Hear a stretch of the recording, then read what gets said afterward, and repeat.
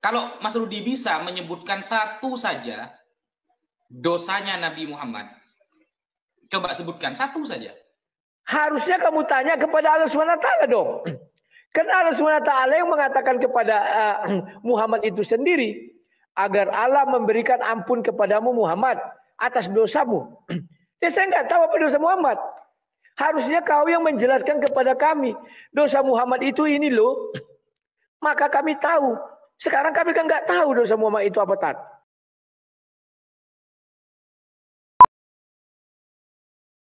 Monggo. Bismillahirrahmanirrahim. Assalamualaikum warahmatullahi ta'ala wabarakatuh. Alhamdulillah wassalatu wassalamu ala rasulillah Sayyidina Muhammad ibn Abdillah wa ala alihi wa sahbihi wa man walah, amma ba'd. Sahabat muslimin yang dirahmati oleh Allah, pada kesempatan kali ini kita membahas perspektif dosa dalam Islam dan Kristen. Di sini Mas Rudi Yohanes dari pihak Kristen dan saya sendiri dari Islam. Kalau kita melihat dalam pandangan Islam, dosa itu adalah segala sesuatu yang melanggar perintah Allah.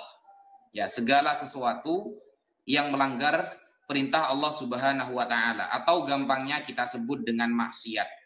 Nah, alhamdulillah. Sedangkan dosa ini dibagi menjadi dua, teman-teman. Ada dosa kecil, ada dosa besar. Kalau masalah dosa kecil itu tidak terlalu dibahas oleh para ulama. Yang dibahas itu adalah dosa-dosa yang besar. Makanya di sini Al-Imam Ibnu Hajar Al-Haytami punya kitab yang namanya Az-Zawajir Aniktirofil Kabair. Bahkan kalau dosa itu ditinjau bahwa itu merupakan pelanggaran terhadap Allah, maka semua bisa dianggap dosa besar.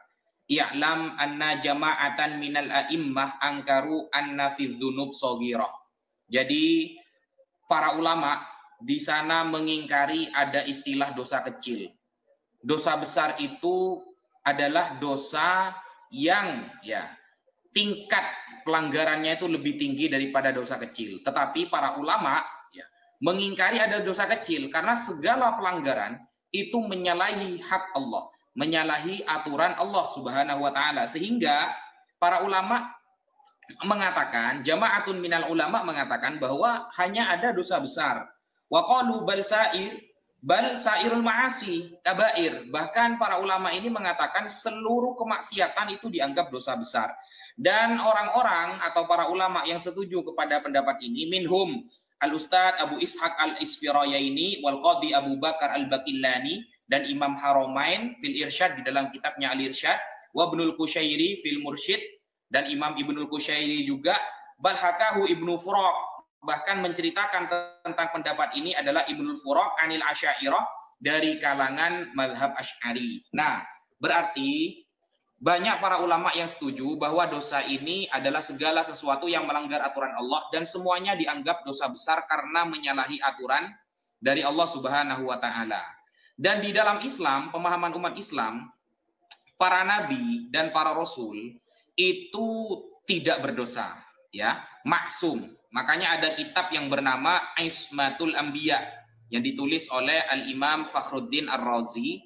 Itu kitab yang menerangkan tentang kemaksuman para nabi, bahwa para nabi bebas dari dosa.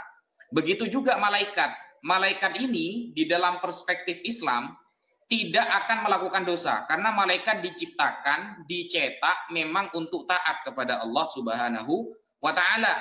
Mereka tidak akan melanggar dosa. Mungkin nanti berbeda ya dengan perspektif teman-teman Kristen. Di dalam keimanan Islam, para rasul, para malaikat ini maksum, terjaga dari dosa. Dan itu yang disepakati oleh umat Islam.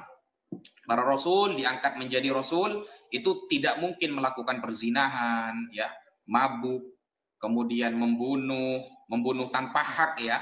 Kalau membunuh dengan aturan, kalau diperangi ya kita akan memerangi mereka. Membunuh tanpa hak itu juga tidak akan mungkin dilakukan oleh para nabi atau para rasul.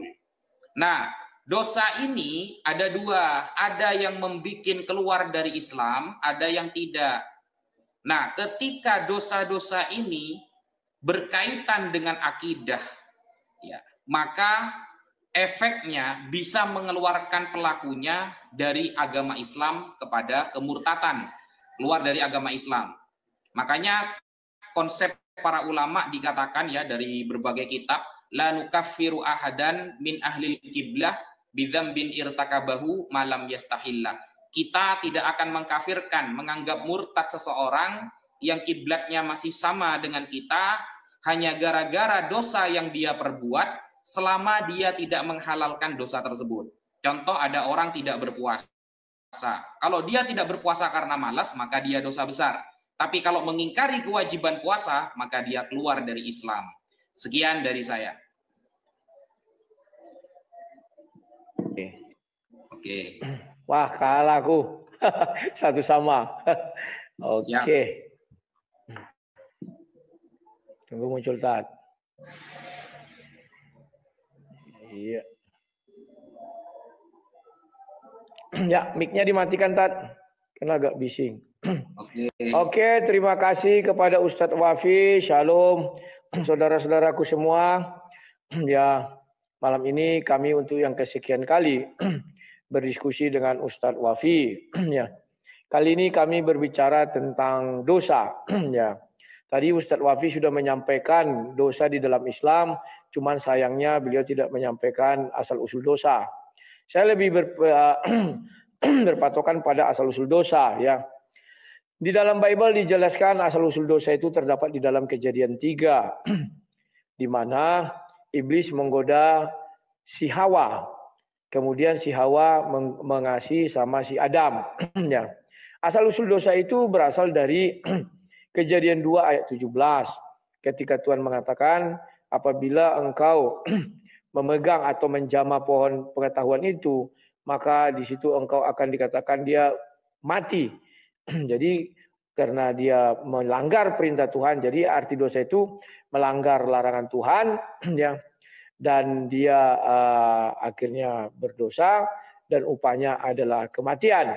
Ya, jadi inilah yang diwariskan kepada seluruh umat manusia, bahwa sebelumnya manusia tidak mengenal dosa, ya, tapi semenjak si Adam memakan buah itu, maka manusia mengenal dosa. Ya. Dan dosa yang diwariskan si Adam adalah berupa kutuk.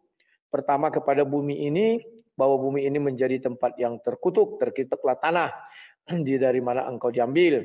Kemudian yang kedua, dijelaskan di situ bahwa si Adam dari debu tanah diambil dan akan kembali menjadi debu tanah, alias matilah. Kemudian juga si Hawa di situ juga menjadi terkutuk, dikutuk karena ada yang susah melahirkan, dan si iblis juga demikian. Dahulu si Hawa itu tidak susah melahirkan, berarti kan begitu, tidak ada kutukan terhadap itu, akhirnya dia mengalami yang namanya susah untuk melahirkan atau menderita. Ya, itulah dosa asal atau dosa asal yang diterima oleh seluruh umat manusia menurut keyakinan Kristen. Dan pohon pengetahuan itulah yang menjadikan manusia berdosa. Jadi dikatakan di situ pohon pengetahuan yang baik dan yang buruk. Kawan-kawan persiapan ya, 2 kali poin pemberian hadiah. Apapun yang kalian lakukan, kalian kasih poin dikalikan 2. Ayo semangat. Ya. Jadi kawan-kawan, nah, bahwa si Adam dibilang pada hari engkau memakannya engkau akan mati, ya. Dan di situ dibilang buah pengetahuan yang baik dan yang jahat, kira-kira gitu ya, yang baik dan yang jahat. Nah, jadi yang membuat manusia mati itu adalah perbuatan baik dan perbuatan jahat. Pakai dan ya, bukan atau. Ya, jangan lupa, ayo kawan kejar. Wih, sambil promosi aku Tat ya. Karena dikali 2 Tat, sayang. Berapapun yang kalian kasih dia dikalikan 2 sama si TikTok ya. Jadi poinnya besar. Ya. Kemudian oleh karena perbuatan-perbuatan si Adam dan Hawa, dia diusir dari sorga. Nah, manusia yang pertama sekali berdosa di muka bumi, ingat ya, di muka bumi sekarang. Manusia yang pertama sekali berdosa di muka bumi itu adalah si Kain, ya. Ketika dia membunuh si Habel, itulah dosa pertama manusia di muka bumi.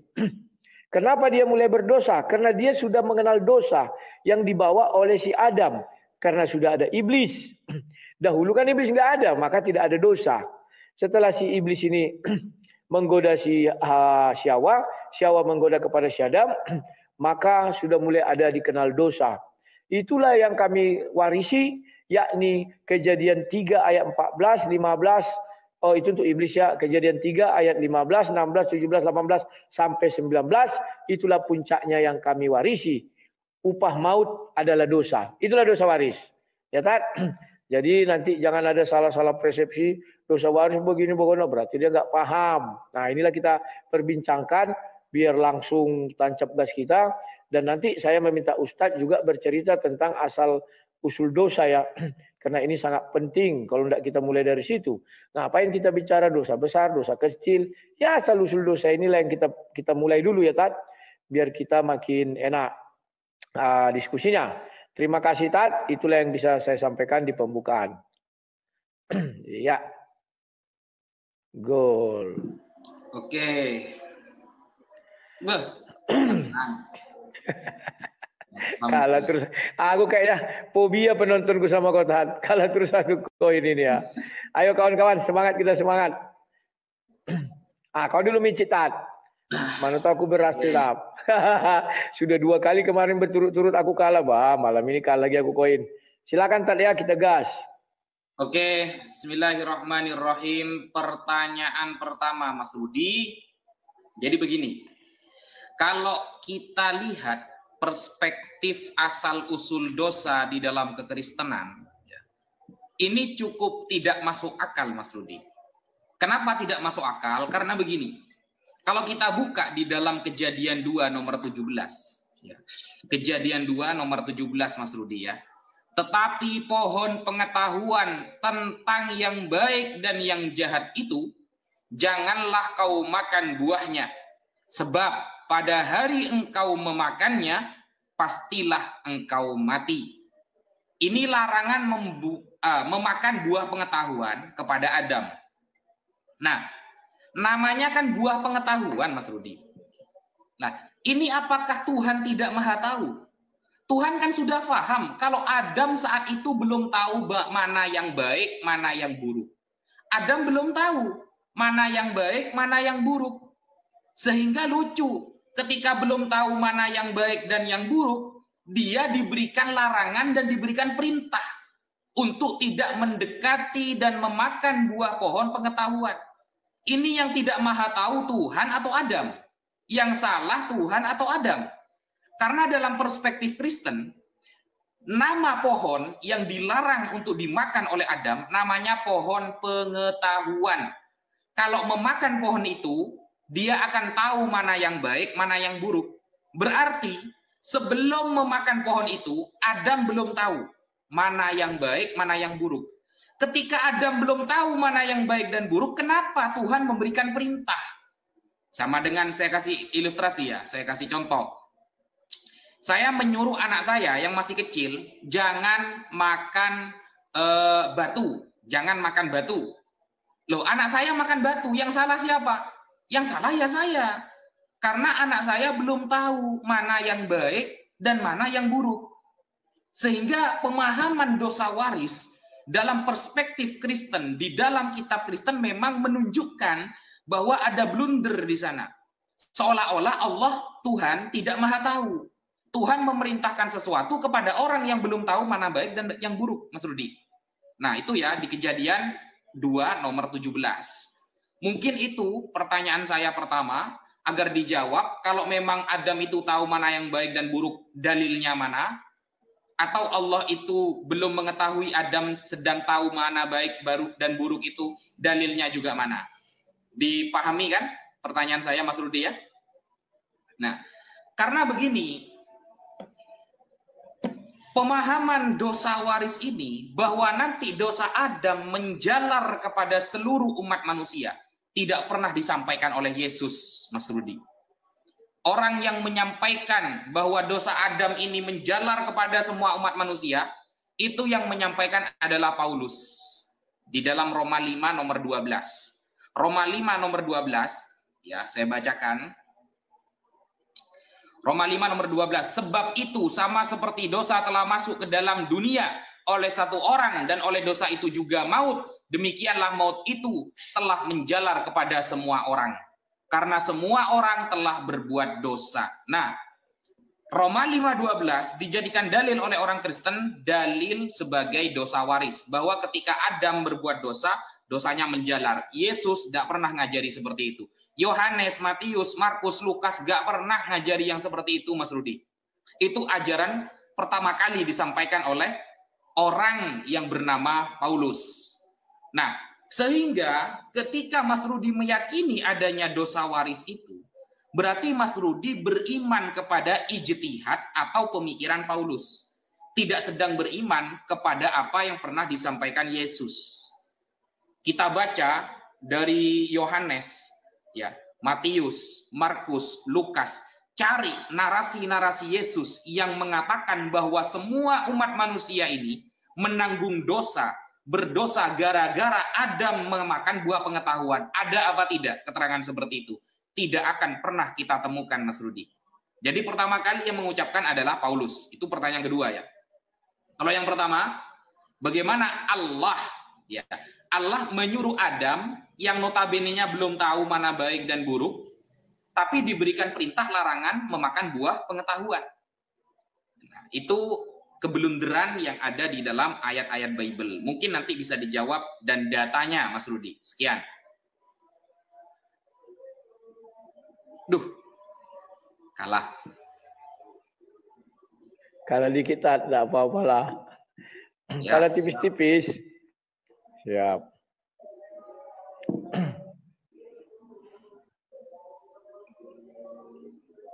Ya, matikan mic-nya, Tat ya. Oke, terima kasih, Tat. Tadi saya berharap Ustadz menjelaskan asal-usul dosa dari Islam. Biar diskusi kita malam ini menarik, tapi belum dijelaskan. Jadi karena dia pertama bertanya kepada saya hanya akan menjawab. Mana pernyataan Yesus bahwa dia dosa itu adalah warisan. Kata warisan memang tidak ada diucapkan Yesus.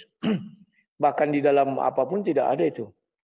Tetapi dosa itu adalah ketika Kejadian 3 berbicara, ya, Kejadian 3 ayatnya ke-8, hai Adam, di manakah engkau? Di situ Tuhan mencari Adam yang sudah berdosa. Paham ya? Kemudian diulangi Yesus di Lukas 5 ayat 32. Aku datang untuk bukan memanggil orang benar, tetapi orang berdosa. Kan sama. Artinya di dunia itu memang sudah ada dosa. Dosa yang dialami manusia turun-temurun. Ketika si Adam belum memakan buah itu, Allah tidak pernah mengatakan sama si Adam, hai Adam, di mana engkau? Enggak pernah. Ya, kenapa tidak pernah? Karena dia belum berdosa. Maka sejak semula Tuhan mencari orang yang berdosa. Maka Yesus datang, dia lagi mencari orang yang berdosa itu. Paham ya, Tat ya? Nah, kemudian Rasul Paulus mengatakan, oleh karena satu orang kita berdosa. Memang benar. Kalau Adam tidak memakan buah itu, kami tidak berdosa. Karena kalau Adam tidak memakan buah itu, maka manusia akan tinggal selamanya di Taman Eden. Mana ada larangan beranak cucu di Taman Eden waktu itu? Nggak ada. Ya.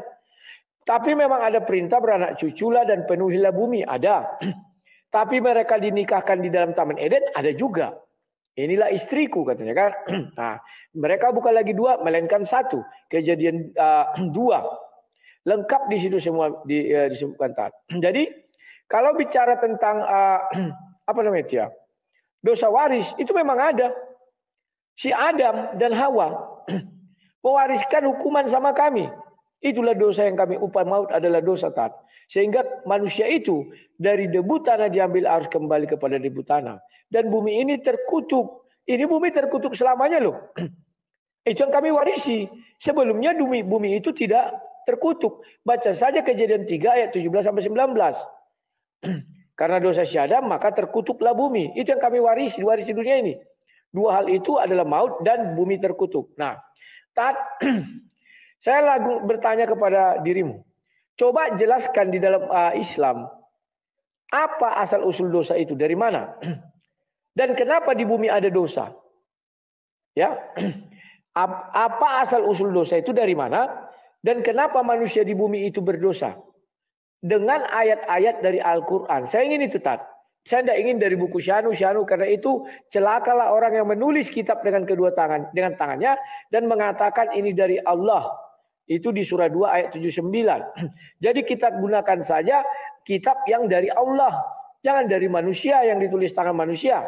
Saya ingin tahu asal usul dosa dalam Islam dan mengapa di bumi ini sekarang ada dosa.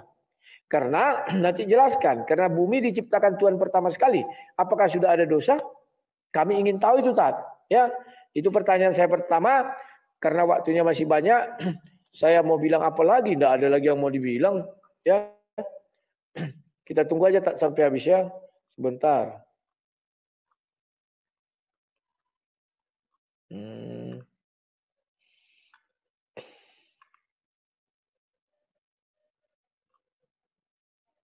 Bentar.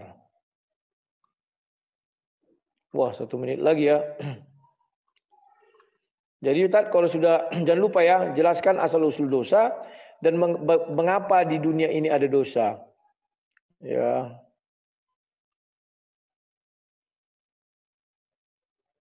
Ya.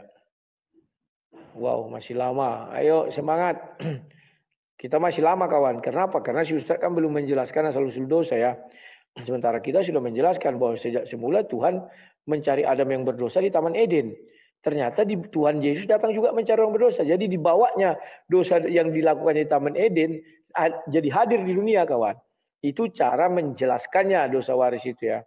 Kenapa di bumi itu sekarang ada dosa. Sekarang saya mau lihat dari perspektif Islam. Kenapa di bumi itu ada dosa. Ini sangat penting sekali kawan ya. Semoga Ustadz nanti menjelaskan jadi kita bisa melihat diskusi ini lebih menarik. Ya, terima kasih Tat.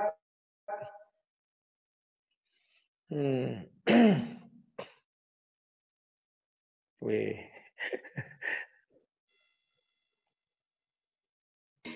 Siap.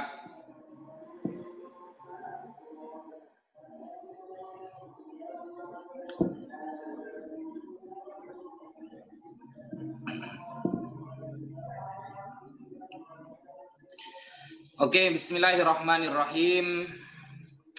Mas Rudi Yohanes bertanya begini. Asal usul dosa di dalam Islam ya.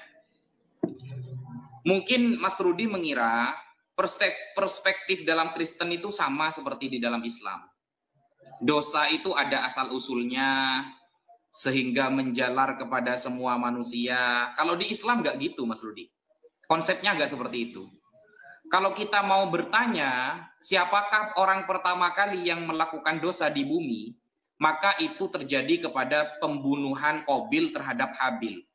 Rasulullah Shallallahu Alaihi Wasallam bersabda, "Awwalu man sannal qatlah Qabil." Orang pertama kali yang melakukan dosa pembunuhan di bumi ini adalah Qabil, membunuh Habil, anaknya Nabi Adam alaihi salam. Kalau mau bertanya siapa pelaku dosa pertama. Nah, kalau Nabi Adam alaihi salam, nah itu tidak melakukan dosa. Kenapa? Karena di dalam perspektif Islam, Mas Rudi, ini perbedaan kita ya. Di dalam perspektif Islam, Nabi Adam itu maksum, terjaga dari dosa. Nah, ketika di dalam ayat wala taqraba hadhihi syajarah tafatakuna minadh dhalimin. Janganlah engkau mendekati pohon ini maka kalian berdua termasuk orang yang zalim. Nah, Al-Imam Fakhruddin Ar-Razi di dalam kitab Ismatul Anbiya kan menerangkan perintah itu ada dua. Ada perintah wajib, ada perintah sunnah. Dan saat itu Nabi Adam tertipu oleh iblis, bukan dari kesengajaan dia karena ingin berbuat kesalahan, bukan. Makanya ketika Nabi Adam diturunkan ke surga, itu tujuannya untuk menjadi khalifah. Khalifah, orang-orang yang menyampaikan risalah dari Allah Subhanahu wa taala. Disebutkan dalam Al-Qur'an surah Al-Baqarah ayat ke-30. Wa idz qala rabbuka lil malaikati inni ja'ilun fil ardi khalifah qalu ataj'alu fiha may yufsidu fiha wa yasfikud dima wa nahnu nusabbihu bihamdika wa nuqaddisu lak qala inni a'lamu ma la ta'lamun. Nah, surah Al-Baqarah ayat ke-30 bahwa ketika Allah berkata kepada malaikat bahwa Allah akan menjadikan Nabi Adam sebagai khalifah, penyampai risalah dari Allah di bumi. Nah, kemudian malaikat bertanya, "Ya Allah, Apakah engkau akan menurunkan orang-orang yang akan membuat kerusakan di bumi? Sedangkan kami mensucikan engkau ya Allah. Ternyata jawaban Allah, inni a'lamu ma la ta'lamun. Aku lebih tahu daripada kalian apa yang tidak kalian ketahui. Jadi Allah Maha tahu segala sesuatu. Nah, jadi tidak ada istilah asal usul dosa lalu dosa merembet sehingga menjadi warisan, itu nggak ada kalau di dalam Islam, Mas Rudi. Perspektif kita berbeda. Dosa itu segala sesuatu yang melanggar aturan Allah. Kalau mau tanya orang pertama yang melakukan dosa, Qabil. Awwalu man sannal qatla Qabil. Yang pertama kali ya mendapatkan dosa pembunuhan, melakukan dosa pembunuhan di dunia adalah Qabil, anaknya Adam, Nabi Adam alaihi salam. Begitu. Nah, berbeda dengan Kristen.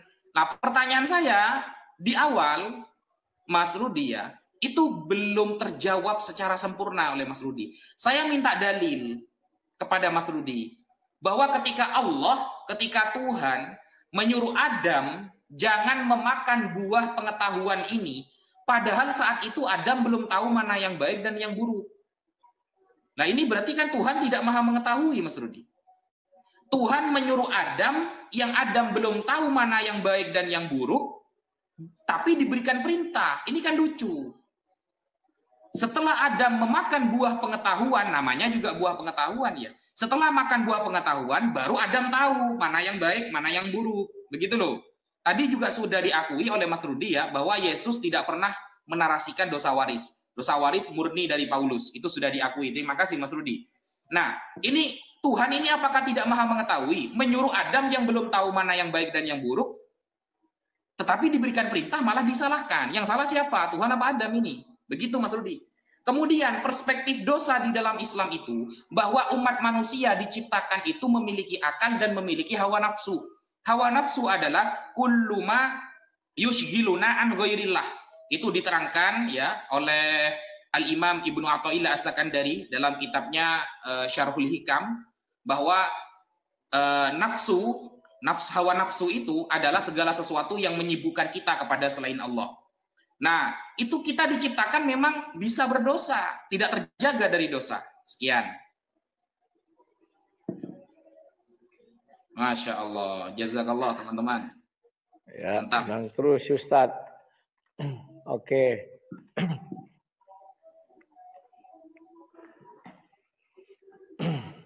Siap. Yuk. Siap. Silakan Tat. Wah, puyeng. Oke. Terima kasih Ustadz bahwa malam ini Ustadz mengakui umat Islam tidak mengenal katanya asal-usul dosa. Siapa bilang? Harusnya Ustadz menjelaskan kenapa iblis itu menggoda si Adam. Ustadz agak jujur. Islam pun mengenal asal-usul dosa. Asal-usul dosa di dalam Al-Quran itu karena Allah tidak bisa membedakan mana iblis, mana malaikat. Ya. Baca surah 2 ayat 7 dan surat 7 mulai dari ayat 12 sampai 25. Dan baca surah 2 mulai ayat yang Ustaz bilang 30 sampai 38. Allah SWT tidak bisa membedakan mana iblis dan mana malaikat. Diperintahkan malaikat sujud kepada Adam, iblis melawan. Maka dikatakanlah dia iblis. Diusir dari sorga. Tahu tak arti dosa? Kalau diberi hukuman itu artinya bersalah. Bersalah artinya dosa. Mana ada orang yang tidak bersalah dihukum tak? Itulah arti dosa. Kau sudah mendefinisikan tadi. Orang yang melanggar perintah Allah. Allah memerintahkan agar dia sujud. Tapi dia nggak mau tak? Kenapa dia tidak mau? Karena memang dia bukan malaikat, dia iblis. Bagaimana sih? Itulah asal-usul dosa di dalam Al-Quran. Sehingga iblis berkata kepada Tuhan, aku akan dendam dia kepada Allah. Aku akan menghalangi mereka dari jalanmu yang lurus. Kalau iblis tidak disuruh sujud, tidak akan ada dosa taat. Paham ya tak? Karena terbukti yang menggoda si Adam itu adalah iblis. Kalau di kami, Adam tidak pernah digoda iblis. Di dalam Al-Quran, Adam digoda iblis. Setelah itu dia termasuk orang yang zolim. Bukan maksum taat. Dia sudah berdosa dulu. Dia mengakui kami berdosa, zolim. Maka dia meminta taubat. Tidak ada orang yang tidak berdosa bertobat. Yang bertobat itu adalah orang berdosa, taat. Jangan disesatkan orang banyak. Kita bicara kitab suci ini jujur saja. Enggak perlu kita malu. Bahwa setelah itu si Adam diusir dari sorga, taat. Kemana diusir? Ke bumi. Oh, Tuhan ingin, surah 2 ayat 30, menciptakan khalifah di muka bumi. Khalifah atas siapa? Orang manusia belum ada di muka bumi. Yang ada monyet, kambing, singa, harimau. Kan begitu-begitu. Khalifah atas siapa? Dia nggak ada. Setelah itu terjadi, Tat. Karena dia berdosa, kawan-kawan 2 poin ya. Ayo, jangan terlambat.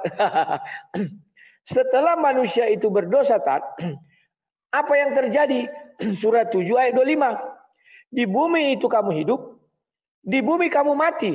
Sebelumnya di bumi ada nggak kematian? Tidak ada, Tat. Kematian itulah upah dari dosa si Adam. Mana ada firman Tuhan mengatakan, Adam engkau akan mati nanti. Baca Al-Quran, tidak ada. Tidak ada. Adam akan mati. Tetapi setelah dia zolim, dan Tuhan mengusir dia dari sorga, mulailah ada kalimat, engkau mati. Kalian nggak tahu asal-usul dosa. Makanya aku bilang, asal-usul dosa itu yang perlu kita garis bawah di bawah ini. Setelah itu barulah kita bicara yang lain. Oke, aku jawab pertanyaanmu. Adam belum tahu apa-apa. Kenapa Tuhan membuat pohon pengetahuan yang baik dan buruk?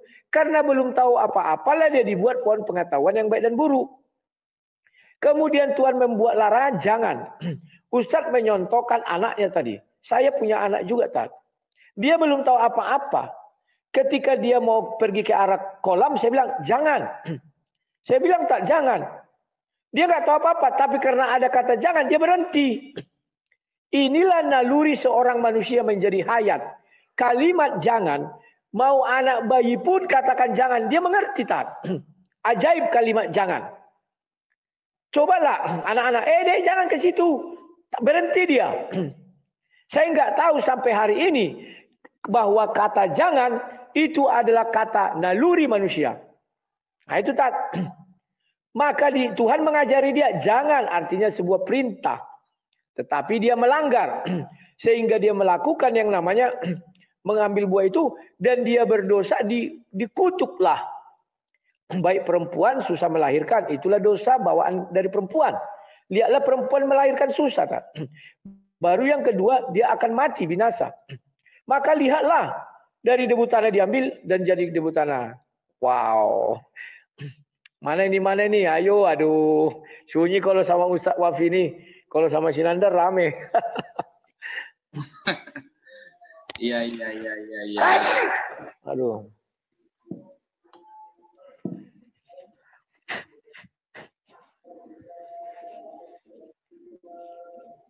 Tunggu tadi ya.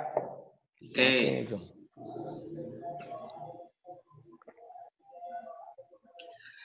Oke, bismillahirrahmanirrahim. Yang pertama saya ingin menjawab Mas Rudi Yohanes ketika menyalahkan Allah Subhanahu wa taala yang disuruh sujud kan malaikat, bukan iblis. Kenapa iblis yang disalahkan? Kan begitu. Nah, ini Mas Rudi Yohanes harus memahami yang namanya ilmu nahwu shorof. Ilmu nahwu shorof itu gramatikal Arab dalam memahami teks ayat. Wajib orang yang ingin memahami ayat Al-Quran memahami ilmu yang namanya nahwu shorof. Kalau kita perhatikan dalam surah Al-Hijr ayat 30 dan 31, di sana kan begini. Fasajadal malaikatu kulluhum ajma'un illa iblis aba an yakuna ma'as sajidin. Maka bersujudlah para malaikat itu semuanya bersama-sama kecuali iblis. Dia enggan untuk ikut bersama malaikat yang sujud itu. Nah, pengecualian iblis bukan berarti pengecualian perintah. Bukan. Saat malaikat disuruh sujud kepada Adam, iblis hadir di sana. Coba ya. Aba ayyakuna ma'as sajidin. Iblis enggan mau sujud kepada Adam. Perintahnya iblis masuk. tapi dia memang bukan termasuk malaikat. Makanya istisna mungkote itu terjadi kalau selagi ada dalil. Boleh istisna mungkote itu selagi ada dalil. Nah, itu pemahaman nahwu shorof, Mas Rudi. Kalau Mas Rudi tidak pernah belajar ilmu nahwu shorof, Mas Rudi tidak akan paham seperti itu. Jadi ketika saya memerintahkan kepada anak-anak saya, di sana ada ponaan, ayo mari makan semua, makan semua. Ada ponaan saya di sana, ya ponaan itu ikut juga, kena perintahnya juga. Itu istilahnya seperti istisna mungkote, ya, pengecualian yang terputus. Nah, itu termasuk. Makanya aba ayyakuna ma'asajidin, ketika iblis enggan untuk sujud, itu berarti perintahnya juga jatuh kepada iblis. Itu dalam ilmu gramatikal Arabnya seperti itu. Nah, dan itu bukan menjadi asal-usul dosa. Bukan. Tatkala iblis sudah dicap, ya, awalnya kan iblis ini bernama Harith, ya. Kalau kita lihat dalam tafsir Jalalain, Haris kemudian diganti menjadi iblis, diambil dari kata ablasa yang artinya itu putus, ya, menyerah dari rahmat Allah. Nah, ketika dia diusir dari surga, apa kata iblis? Anzirni ila yaumi yub'atsun. Ya Allah, berikan aku kesempatan untuk hidup sampai mati. Untuk hidup sampai hari kiamat, ya. Nah, iblis meminta izin kepada Allah akan mengganggu anak cucu Adam dan akan hidup untuk sampai hari kiamat. Lalu apa kata Allah? Innakum minal munzarin. Ya, aku beri izin kamu iblis bisa mengganggu anak Adam. Tetapi anak Adam ini dibagi menjadi dua. Kalau anak Adam itu adalah para ulama, para anbiya, para nabi dan para rasul, mereka terjaga dari dosa. Tapi kalau anak Adam ini orang biasa, bukan para rasul, maka mereka tidak terjaga dari dosa. Itu perbedaannya. Dan itu bukan asal-usul. Karena memang tercipta bukan dalam keadaan maksum, tidak terjaga dari dosa. Begitu Mas Rudi. Kemudian, tadi Mas Rudi mengakui bahwa Tuhan menciptakan pohon pengetahuan agar mengetahui mana yang baik dan mana yang buruk. Ya, mana yang baik, mana yang buruk. Jadi itu tujuan Tuhan untuk membuat pohon pengetahuan. Padahal Adam, ya, sebelum memakan buah itu, dia belum tahu mana yang baik, mana yang buruk, Mas Rudi. Adam belum tahu. Kalau memang Adam tahu mana yang baik, mana yang buruk, sebelum memakan buah pengetahuan, mana dalilnya? Saya minta kepada Anda, dalil bahwa Adam tahu mana yang baik dan yang buruk sebelum memakan buah pengetahuan. Lah, ketika Adam masih belum tahu mana yang baik dan yang buruk, kenapa kok Tuhan memerintahkan untuk tidak memakan buah itu? Berarti sama saja menyuruh orang yang akalnya belum sampai terhadap sesuatu yang terlalu tinggi keilmuannya. Ada anak SD disuruh belajar biologi, yang ngeblank, nggak bisa. Adam belum tahu mana dosa, mana pahala, malah mendapatkan perintah. Ini blunder namanya. Berarti yang salah itu adalah Tuhan, Mas Rudi. Kenapa menyuruh orang kepada orang yang tidak tahu? Ketika Adam sudah memakan buah pengetahuan, barulah Adam itu tahu mana yang baik dan mana yang buruk. Berarti Tuhan, Mas Rudi, tidak maha mengetahui. Sekian. Alhamdulillah. Beti.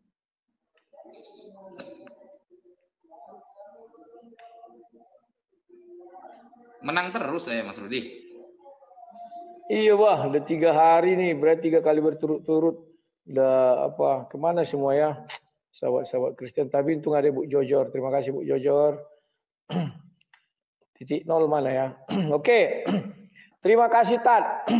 Kalau dibilang Tuhan mana yang tidak mengetahui, Tat? Tuhan mulai, Tat. Kenapa saya katakan demikian? Dia nggak bisa membedakan mana malaikat, mana iblis. Ayatnya banyak loh, Tat. Di surah 2 ayat 30 sampai 38, surah 17 ayat 10 sampai 25, surah 7. Surat 15 yang kamu buat itu hanya sudah bercerita tentang tidak membedakan nama makhluknya. Tapi di banyak ayat dibedakan antara jin dan malaikat.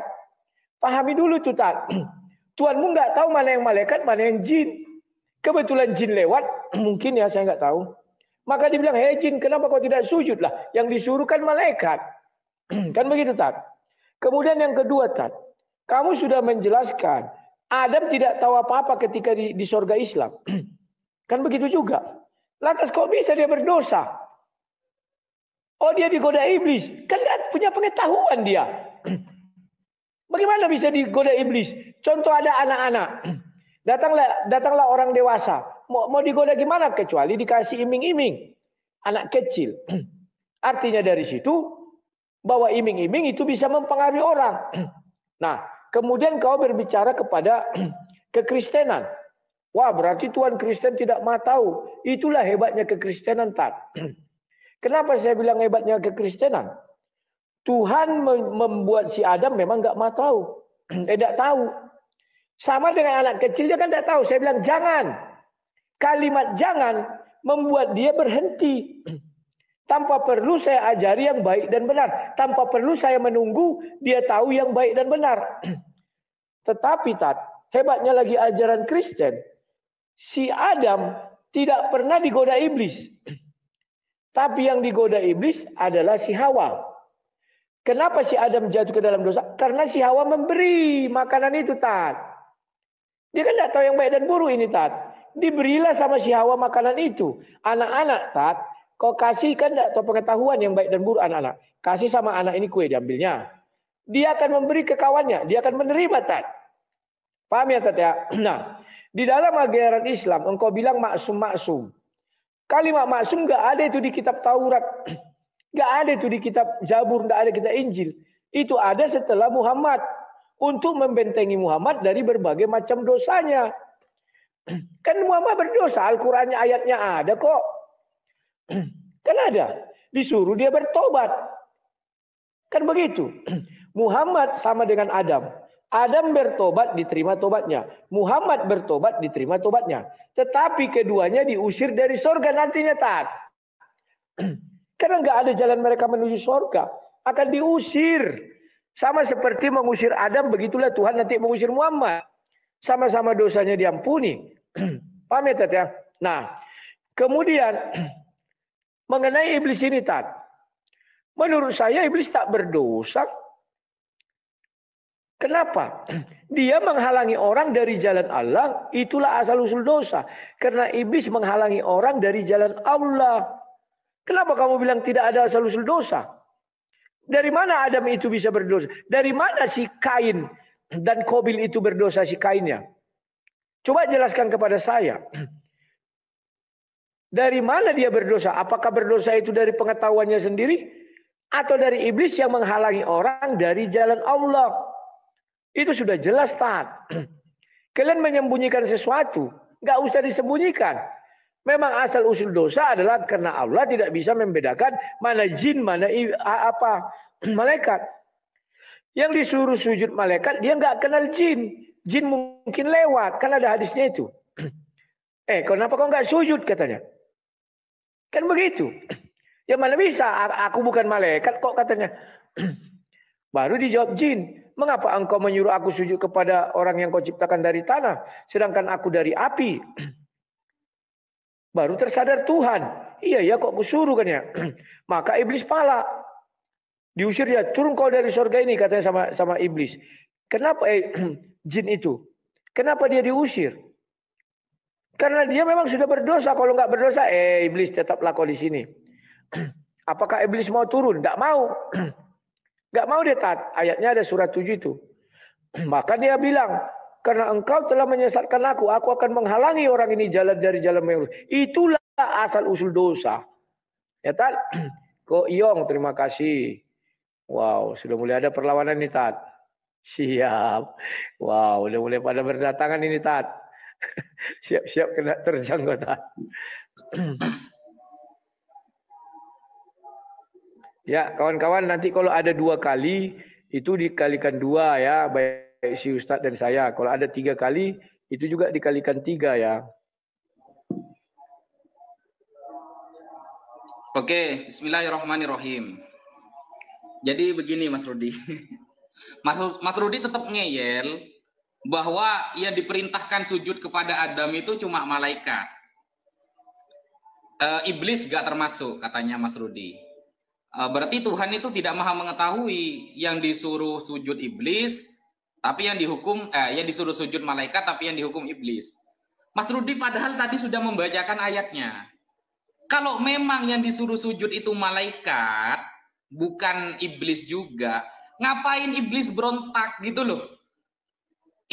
Seharusnya iblis begini, Tuhan, yang disuruh sujud kan malaikat saja, saya gak termasuk, kenapa saya yang dihukum? Seharusnya kan iblis ngomong gitu. Tetapi apa jawaban iblis? Ana khairum minhu khalaqtani min narin wa khalaqtahu min tin.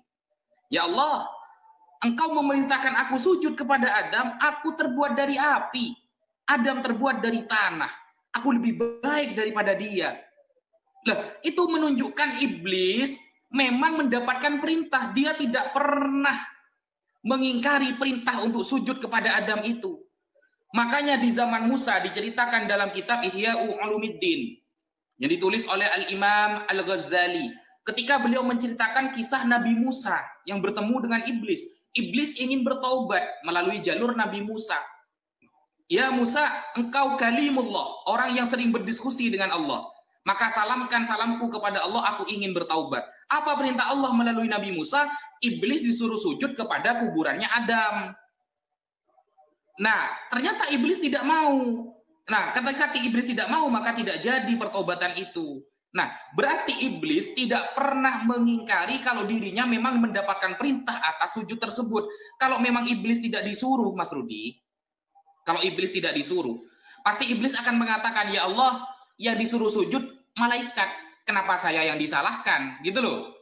Mungkin difahami ya. Makanya iblis itu mengatakan langsung, ana khairum minhu khalaqtani min narin wa khalaqtahu min tin. Begitu. Nah, kemudian karena pertanyaan saya di awal tidak ada jawabannya dari Mas Rudi, apakah yang salah Tuhan atau Adam? Karena Adam belum mengetahui mana yang baik dan yang buruk, tapi sudah diberikan perintah baik dan buruk. Nah, di sini ada pertanyaan lanjutan dari saya, Mas Rudi. Nah, efek dari memakan buah pengetahuan itu kepada wanita ya. Kalau kita lihat dalam Kejadian 3 nomor 16 ya. Kejadian 3 nomor 16, firman-Nya kepada perempuan itu, susah payahmu waktu mengandung akan kubuat sangat banyak. Dengan kesakitan engkau akan melahirkan anakmu, namun engkau akan birahi kepada suamimu, birahi ya, kepada suamimu, dan ia akan berkuasa atasmu. Itu Kejadian 3 nomor 16, Mas Rudi. Itu efek ya. Dalam iman Kristen ya, Kejadian 3 nomor 16 ini adalah salah satu dari efek dosa waris. Itu kalau kita lihat dalam penafsir-penafsir Kristen itu seperti itu. Nah, dan inilah yang ditebus oleh Yesus.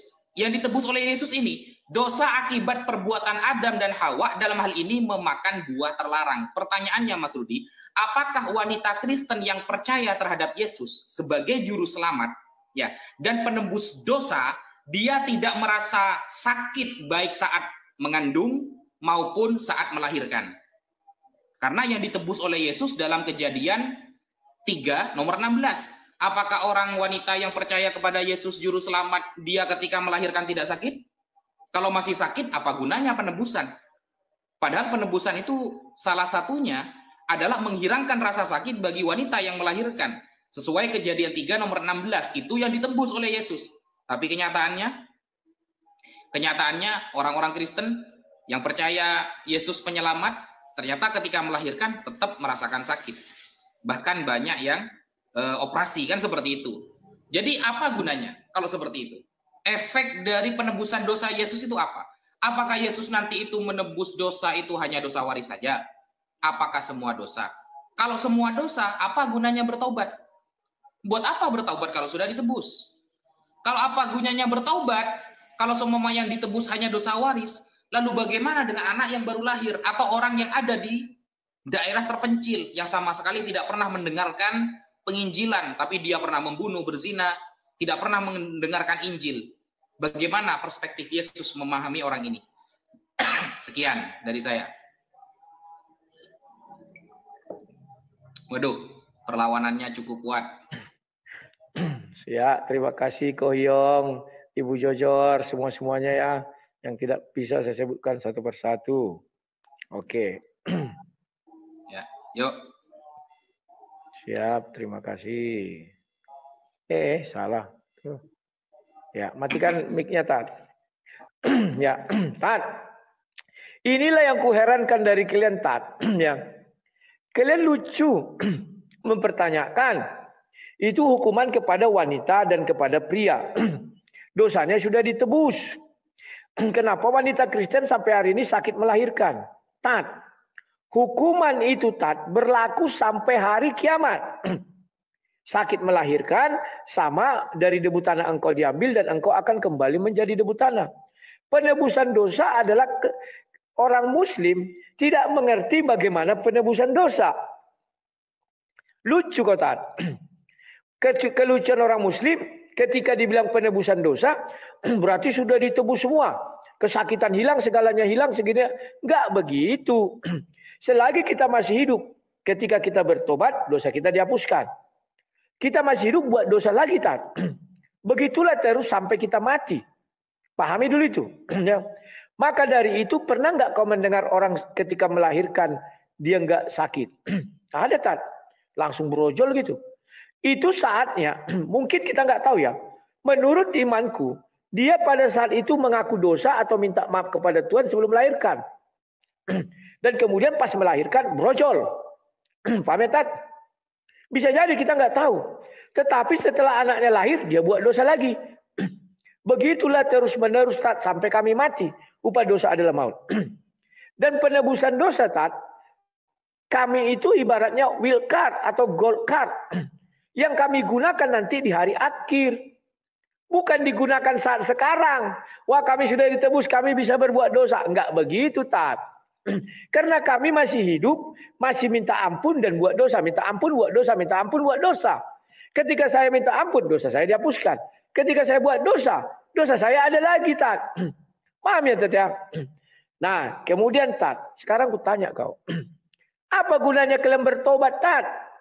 Contoh barang ada. Ustadz namanya Ustadz Naja atau Wafi. Bertobat. Namamu tidak tercantum di dalam Al-Quran. Adam tercantum di dalam Al-Quran dan Muhammad tercantum di dalam Al-Quran. Dua-duanya sama punya dosa masa lalu. Itu diperkuat dari surah hadis 60-80 Bukhari. Dan mereka minta tobat. Si Adam bertobat diusir dari surga, Tat. Saya percaya Allah kan dibilangnya saya tidak bahwa Allah tidak memberi berbeda kasih ya, sama semuanya di hadapannya. Muhammad pun nanti di akhir akan diusir dari surga, Tat. Karena kan tidak membeda-bedakan dia. Adam saja diusir dari surga, apalagi Muhammad. Pahami dulu tuh, Tat. Jadi dengan apa kalian mau ke surga? Enggak ada jalan kalian ke surga. Kemudian, Tat, saya heran melihat umat Islam. Apalagi penafsirnya. Bisa menjelaskan nama iblis itu dulu si Haris. Sementara Allah SWT tidak pernah berbicara namanya Haris. Atau udahlah. Bisa kalian menjelaskan kisah iblis. Oh dulu dia jin. Kemudian jin paling baik. Gini mau diangkat jadi malaikat. Ketua malaikat gini. Tidak ada di Al-Quran. Tidak ada itu. Itu kalian karang. Untuk pembenaran. Bukan kebenaran. Tidak ada itu, Tat. Kemudian. Oh iblis dia pernah mau bertobat kepada Musa. Datang Musa menyuruh iblis sujud ke arah kubur Adam. Itu juga dongeng yang ditimbulkan oleh para penafsir. Tidak ada di dalam Al-Quran dikatakan iblis pernah mau bertobat. Tidak ada. Iblis disuruh sujud kepada kuburan Adam. Jalannya dari mana? Musyrik tahu sujud kepada kuburan. Gak ada Tuhan mau memerintahkan orang musyrik. Gak ada itu, Tat. Ya, pahami dulu. Kemudian, Tat. Perhatikan baik-baik kitab suci, Tat. Kematian itu ada setelah Adam diusir. Setelah Adam tobatnya diterima. Diberi dia hukuman kematian. Bukan sorga, Tat. Upah dari pertobatan Adam adalah kematian. Surat 7 ayat 25. Baca mulai dari 22, 23, 24, 25. Setelah Adam zolim, dia minta di beberapa kalimat dan dia bertobat. Upah dari bertobat adalah kematian. Sebelumnya Allah tidak pernah berfirman tentang kematian di dalam penciptaan Adam. Carikan satu saya ayatnya. Gak ada itu. Di bumi engkau hidup, di bumi engkau mati. Jadi nanti kalian di hari akhir, Tat. Baik Muhammad maupun kau, Tat. bertobat pun kau setobat-tobat akan diberi kematian. Terima kasih, Tat. Waduh, kalah terus saya ini. Ya, mulai seru, Tat. Mulai semangat aku, Tat. Kubal balik kau, Tat, ya. Silakan. Oke.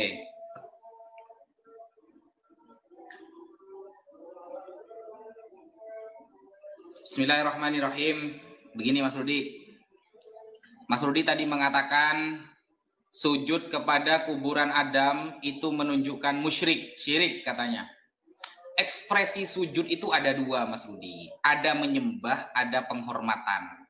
Ya. Jadi Allah menyuruh malaikat dan iblis sujud kepada Adam. Itu bukan sujud penyembahan. Itu penghormatan. Perlu difahami Mas Rudi. Dan itu tertulis juga di dalam kitabnya Mas Rudi ini, ya. Kalau semua sujud dianggap penyembahan, bahaya Mas Rudi ini. Nih ya, Kejadian 23 nomor 7. Kemudian bangunlah Abraham, lalu sujud kepada Bani Het. Apakah Abraham melakukan kesyirikan? Ya tidak. Ini namanya sujud penghargaan, menghargai, penghormatan Mas Rudi. Kejadian 23 nomor 7. Abraham sujud kepada Bani Het. Masa ini langsung diklaim syirik? Begitu juga ketika murid-murid Yesus, orang-orang yang ada di perahu, itu sujud kepada Yesus, menyembah. LAI menerjemah menyembah. Padahal, kalau kita lihat di dalam bahasa Yunaninya, itu menggunakan kata proskuneo. Proskuneo itu artinya penghormatan, bukan menyembah. Itulah ya kesalahan LAI dalam menerjemah ya. Kata-kata Yunani proskuneo, kalau kita lihat dalam bahasa Yunani, baik dari Kejadian 23 nomor 7, ataupun kejadian orang-orang menyembah kepada Yesus di perahu, sama-sama menggunakan kata Yunani proskuneo, yang artinya menghormati. Nah, Allah menyuruh malaikat dan iblis untuk sujud kepada Adam, bukan menyembah. Itu penghormatan Mas Rudi. Nah, di sini saya ada pertanyaan lagi Mas Rudi. Mas Rudi tadi mengatakan bahwa upah dosa dari dulu sampai sekarang itu adalah maut, katanya Mas Rudi. Sekarang kita buka di dalam 1 Yohanes 5 nomor 16 ya. 1 Yohanes 5 nomor 16. Ini Mas Rudi ya. 1 Yohanes 5 nomor 16 sampai 17. Kalau ada seorang melihat saudaranya berbuat dosa, yaitu dosa yang tidak mendatangkan maut. Nah, saya minta dalil Mas Rudi. Dosa yang tidak mendatangkan maut ini dosa apa? Hendaknya ia berdoa kepada Allah dan dia akan memberikan hidup kepadanya. Nah, dosa yang tidak mendatangkan maut apa Mas Rudi? Jelaskan dengan dalilnya ya. Dosa yang tidak mendatangkan. Contohnya, saya minta contoh. Apa seperti mencuri ya. Saya tidak meminta definisi ya. Saya meminta contoh. Seperti apa dosa yang tidak mendatangkan maut. Bukan definisi. Bukan asal-usul ya. Contoh. Seperti mencuri atau berzina atau mabuk dan dalilnya. Itu yang saya minta Mas Rudi ya. Karena di sini jelas dikatakan dalam 1 Yohanes 5 nomor 16 sampai 17. Kalau ada seorang melihat saudaranya berbuat dosa, yaitu dosa yang tidak mendatangkan maut, hendaklah ia berdoa kepada Allah dan dia akan memberikan hidup kepadanya. Contohnya seperti apa? Apakah seperti mencuri, atau meludah sembarangan, atau menyembah berhala, atau yang lain? Disertakan dalil dan data Mas Rudi. Dosa yang tidak mendatangkan maut. Nah, di dalam pemahaman Islam Mas Rudi ya, Nabi itu tidak berdosa. Makanya di dalam Al-Quran itu, Adam itu kan dikatakan, walam najid lahu azma. Jadi tidak ada niatan. Azm itu niatan. Tidak ada niatan bahwa siapa ini namanya Adam ini melakukan dosa. Tidak. Nggak ada. Gitu loh. Karena melihat iblis ini bersumpah dusta atas nama Tuhan, makanya Adam melihat bahwa tidak ada orang yang berani berbohong kalau bersumpah atas nama Tuhan saat itu. Sehingga Adam lalai, terikut oleh iblis. Itu bukan berdosa, terhasut ya. Apalagi Nabi Muhammad. Nabi Muhammad gak ada riwayat Nabi Muhammad itu berdosa, itu tidak ada. Nabi Muhammad kemudian melakukan zina seumpamanya, atau membunuh dengan tanpa hak, atau bagaimanapun, tidak ada. Tidak akan pernah Anda temukan sampai hari kiamat itu. Dalam literasi Islam ya, tidak akan Anda temukan. Yang ada, kalau Yesus melakukan dosa, ada Mas Rudi. Buktinya, dia mengikuti adat-adat manusia yang berdosa. Sekian. Waduh, salah lagi.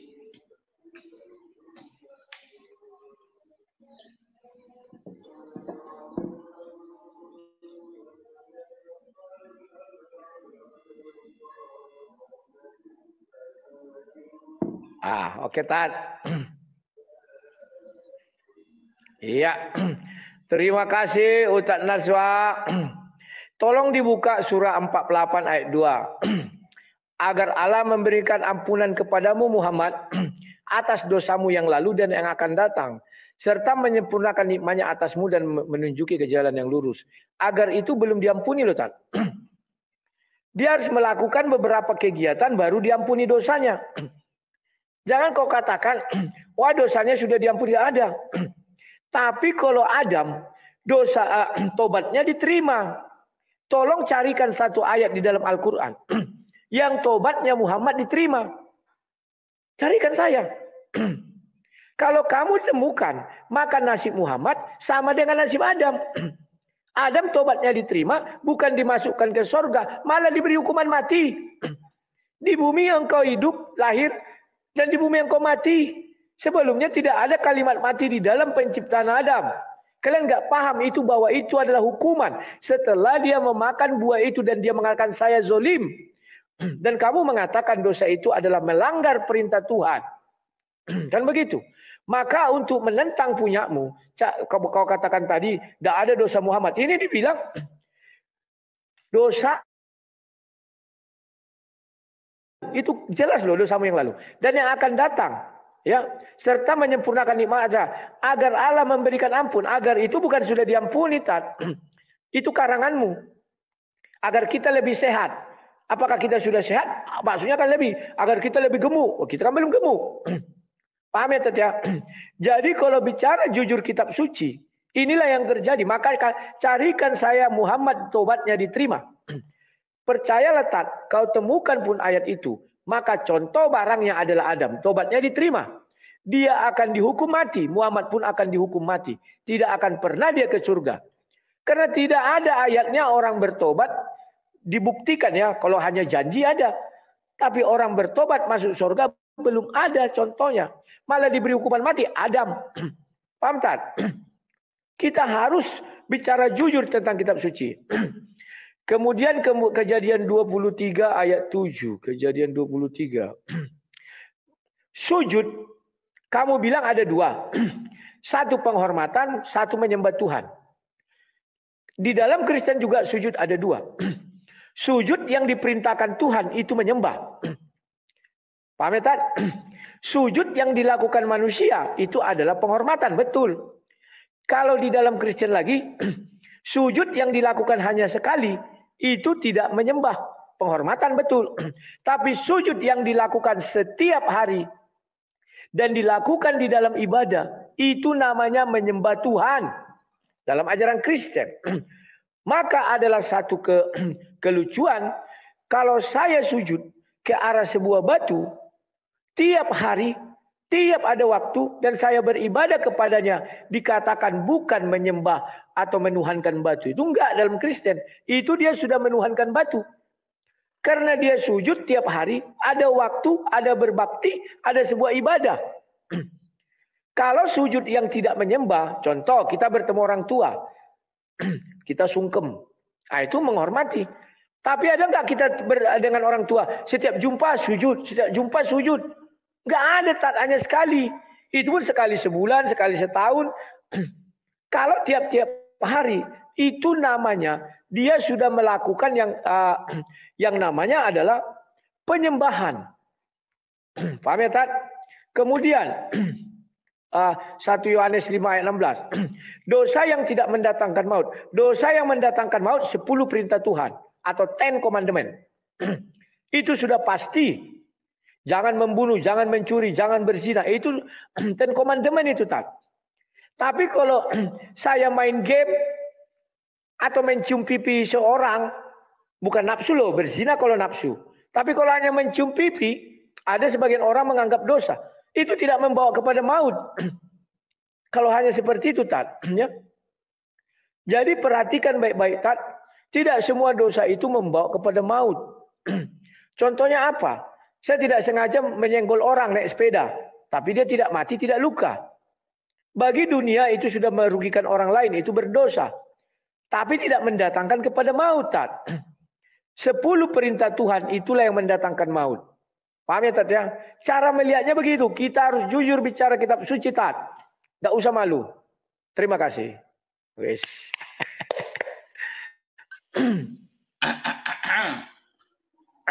Minum dulu Tal. Minum dulu. Oke, bismillahirrahmanirrahim. Yang pertama. Belum Tat. Belum ya? Belum Tat. Tunggu dulu. Belum. Silakan Tat. Oke, bismillahirrahmanirrahim. Yang pertama, Mas Rudi Yohanes lagi-lagi tidak membawa data ketika saya tanyakan dosa yang tidak mendatangkan maut. Mas Rudi hanya menjawab selain 10 hukum Taurat. Itu datanya di mana, Mas Rudi? Bahwa 10 hukum Taurat ini yang mendatangkan maut, di luar 10 hukum Taurat tidak mendatangkan maut, itu datanya di mana? Gitu loh. Kalau cuma mengatakan 10 hukum Taurat mendatangkan maut, selain itu tidak mendatangkan maut, siapa yang nggak bisa kalau seperti itu? Saya minta datanya, gitu loh. Lalu Mas Rudi mengatakan tadi, kalau setiap hari sujud, berarti itu sudah menyembah. Kecuali kalau cuma seperti bertemu dengan orang tua, itu penghormatan. Lah, oke. Kalau menghadap itu menyembah, Mas Rudi. Bayangkan, orang Katolik itu setiap minggu itu menghadap kepada patung. Apakah mereka itu berarti beribadah kepada patung? Berhadapan itu bukan berarti ini ya, orang Yahudi contohnya. Kemudian selalu ketika ibadah menghadap tembok ratapan. Apakah Yahudi ini menyembah tembok? Kan tidak, Mas Rudi. Makanya di dalam Al-Quran ayatnya, فَلْيَعْبُدُوا رَبَّ هَذَا الْبَيْتِ. Sembahlah surah Al-Quraisy ya. فَلْيَعْبُدُوا رَبَّ هَذَا الْبَيْتِ. Sembahlah pemilik Mekah ini. Siapa? Allah Subhanahu wa taala. Yang merupakan juga pemilik Indonesia, pemilik Palestina semuanya. Gitu. Karena waktu itu kasusnya di Mekah, maka pemilik Baitullah ini siapa? Allah. Apakah orang Yahudi ini berarti menyembah apa namanya nih ya? Tembok ratapan? Ya enggak lah. Gitu. Ini setiap hari mereka ini berdoa seperti ini.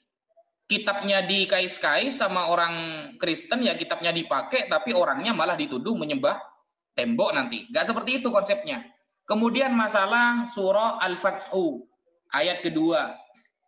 Liyaghfira lakallahu ma taqaddama min dzambika wa ma ta'akhkhar. Bahwa Allah mengampuni dosa Nabi Muhammad yang telah lalu dan yang akan datang. Ayat itu kita lihat asbabun nuzulnya dulu ya. Asbabun nuzul. Ini di dalam tafsir Al-Qurtubi. Berkaitan dengan surah Al-Ahqaf ayat 9. Mengenai ayat itu, Qul ma kuntu bid'an minar rusul. Katakan wahai Muhammad, bahwa aku bukan utusan pertama yang Allah utus. Wa ma adri ma yuf'alu bi wala bikum. Nabi Muhammad juga tidak tahu apakah orang-orang ini akan selamat atau tidak. Bahkan Nabi Muhammad tidak tahu bahwa dirinya sendiri akan selamat atau tidak. Setelah ayat ini turun, orang-orang musyrik, orang munafik dan orang Yahudi tertawa. Ini ya. Kita bacakan. Wa qauluhu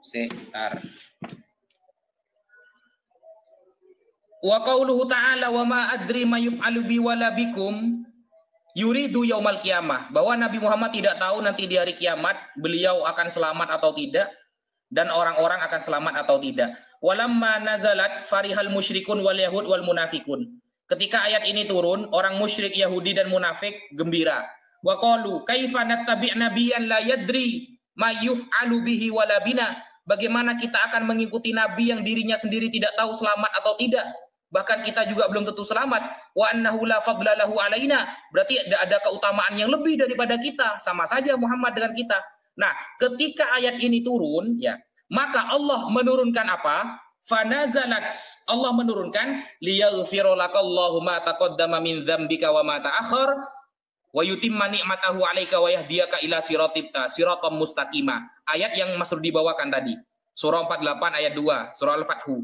Bahwa ini menekankan bahwa Nabi Muhammad dijamin masuk surga. Semua dosanya yang sebelum dan yang akan datang, andaikan dia berbuat dosa, maka itu akan diampuni oleh Allah Subhanahu wa taala. Nah, setelah ayat ini turun, waqalat as-sahabah, para sahabat berkata, hani'an laka ya Rasulullah, laqad bayyana Allah laka ma yuf'alu bika ya Rasulullah, falaita syi'rana ma huwa fa'ilun bina. Itu kan ayat khusus engkau ya Rasulullah, bahwa engkau pasti selamat. Engkau sudah diampuni semuanya yang akan datang, maksum, terjaga dari dosa maksudnya. Lalu bagaimana dengan kita wahai Rasulullah? Maka fanazalat, Allah menurunkan ayat surah Al-Fathu ayat 5. Surah 48 ayat 5, liyudkhilal mu'minina wal mu'minat jannatin tajri min tahtihal anhar. Lalu Allah menjamin orang yang beriman kepada Nabi Muhammad, baik laki-laki maupun perempuan, maka mereka dijamin masuk surga yang di bawahnya ada sungai-sungai yang mengalir. Ini adalah dalil bahwa Nabi Muhammad dan orang-orang yang beriman kepada Nabi Muhammad akan Allah masukkan surga. Sekian. Kalah lagi, jauh. Siap.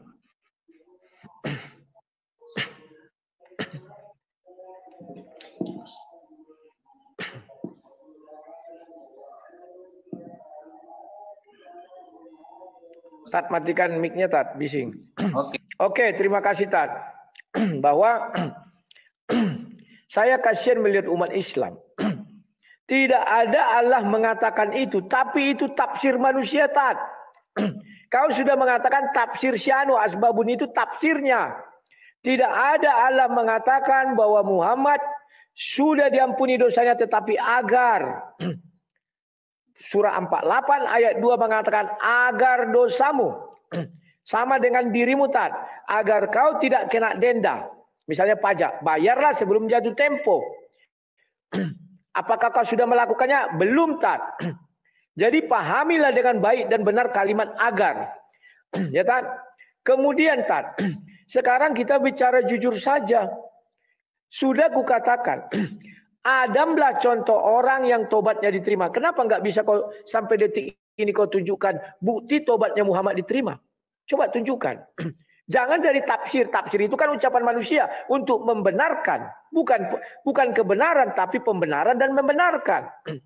Yang saya minta, Tat, tunjukkan ayatnya tobat Muhammad diterima oleh Allah SWT dari dalam Al-Quran. Itu yang mau saya minta. Kalau tidak ada, betapa kasihannya kalian, Tat. Berharap masuk surga. Sedangkan Muhammad tobatnya belum ada diterima, ayatnya belum ada. Kalau ada ayatnya, maka apa bedanya nasib Muhammad dengan nasibnya Adam?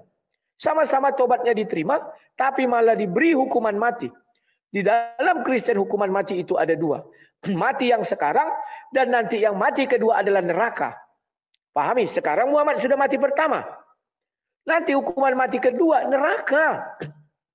Karena Adam diterima tobatnya malah diusir dari surga dan diberi hukuman mati, Tat. Apalagi lah kalian. Aduh, ya. Kemudian menghadap itu sujud. Menghadap kok sujud sih, Tat? Gak ngerti saya definisimu. Sujud itu gini, kepala sampai ke tanah. Kalau begini aku menghadap, gak sujud. Definisi macam apa itu, Tat?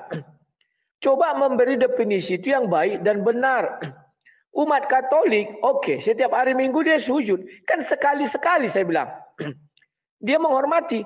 Andai kata umat Katolik, tiap hari dia sujud ke arah patung. Betul. Boleh saya katakan, mereka mulai membuat yang sebuah musyrik. Gak ada mereka itu sujud tiap hari. Dan kalau mereka bepergian, butuh kali dia arah patung ini. Gak ada itu, Tat. Itu adalah bentuk kemusyrikan. 2 kali poin hadiah yang dimulai. Ayo kawan-kawan, kasih 2 kali poin. Sayang kalau dilepaskan. Jadi, Tat, bedakan antara sujud menyembah dengan sujud yang kau bilang tadi itu menghormati. Sujud menghormati dilakukan sekali-sekali. Sujud menyembah dilakukan saban hari. Dan kalau tidak sujud, maka dia tidak dianggap beriman. Itu namanya, dalam Kristen saya bicara, musyrik, memberhalakan. Itulah sebabnya di dalam Bible dikatakan, Allah di luar Israel itu berhala. Ya. Oke. Kemudian mana dosa yang sudah saya jelaskan tadi? Ya. Dosa yang membawa kepada maut sudah saya jelaskan. 10 hukum Taurat dilanggar, itu dosa membawa kepada maut. Ayo kawan-kawan, kasih yang bagus dong. Biar mantap kita. Biar si Ustaz ini agak-agak bingung. Kasihan aku lihat dia. Gak semangat lagi. Wah, sudah habis 2 kalinya. Jadi dosa yang membawa kepada maut. Apabila kau melanggar yang namanya 10 perintah Tuhan. Itu mendatangkan maut pertama. Maut kedua yakni neraka. Apabila kau menghujat roh, itu tidak terampuni, langsung maut kedua. Paham ya? Di dalam maut pertama, apa dosa yang tidak maut pertama ini 10 hukum Taurat dibawa ke maut kedua, yakni neraka dan surga. Hukum Taurat kita melanggarnya, tidak membawa kita kepada maut kalau kita bertobat. Contoh, membunuh tidak harus dibunuh sekarang, setelah Yesus datang. Kalau dulu dibunuh, sehingga dia tidak bisa bertobat, maka dia pasti masuk neraka. Setelah Yesus datang, ada kesempatannya untuk bertobat. Paham ya? Kematian di Kristen ada 2, kematian daging dan kematian di hari akhir. Terima kasih, Wah, kena bal-bal si Ustaz. Aku udah 2000. Malam ini aku menang nih, Mantap ini. 2 malam aku kalah sama kau, Oke.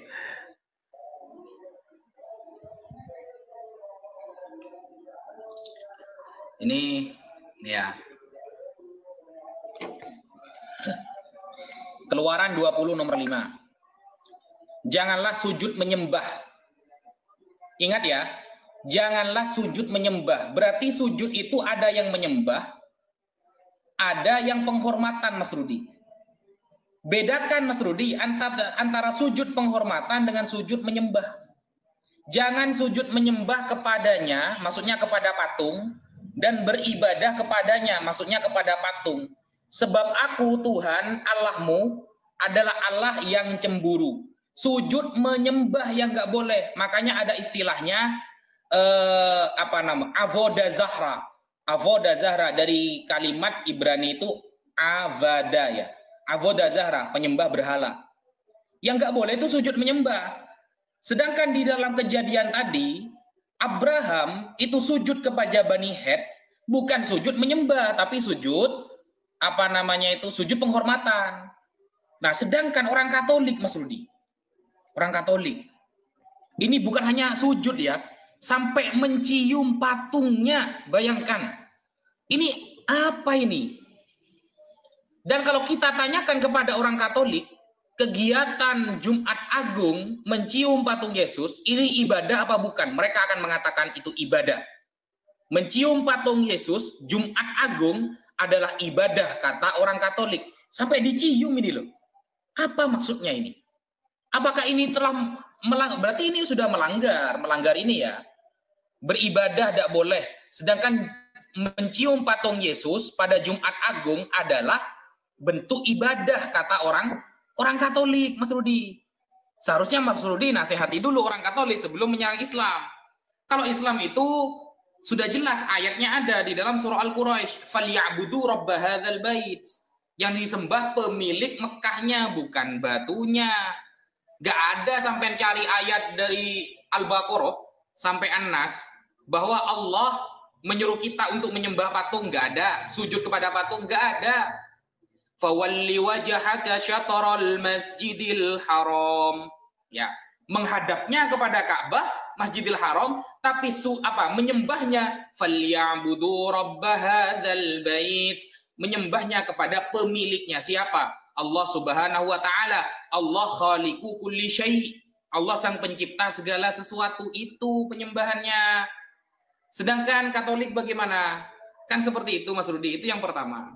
Yang kedua, Mas Rudi belum menyampaikan data dari saya bahwa di dalam 1 Yohanes 5 nomor 16, kalau ada seorang melihat saudaranya berbuat dosa, yaitu dosa yang tidak mendatangkan maut. Nah, Mas Rudi menjawab, dosa yang tidak mendatangkan maut adalah 10 hukum Taurat.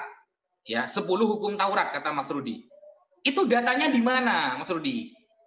Mana ayat yang menunjukkan bahwa kalau 10 hukum Taurat mendatangkan maut, kalau selain 10 hukum Taurat tidak mendatangkan maut? Mana ayatnya? Begitu loh. Karena kesesatan sekalipun itu datangnya dari siapa? Dari Allah. Kesesatan di dalam perspektif Kristen itu datangnya dari Allah. Coba kita buka ya.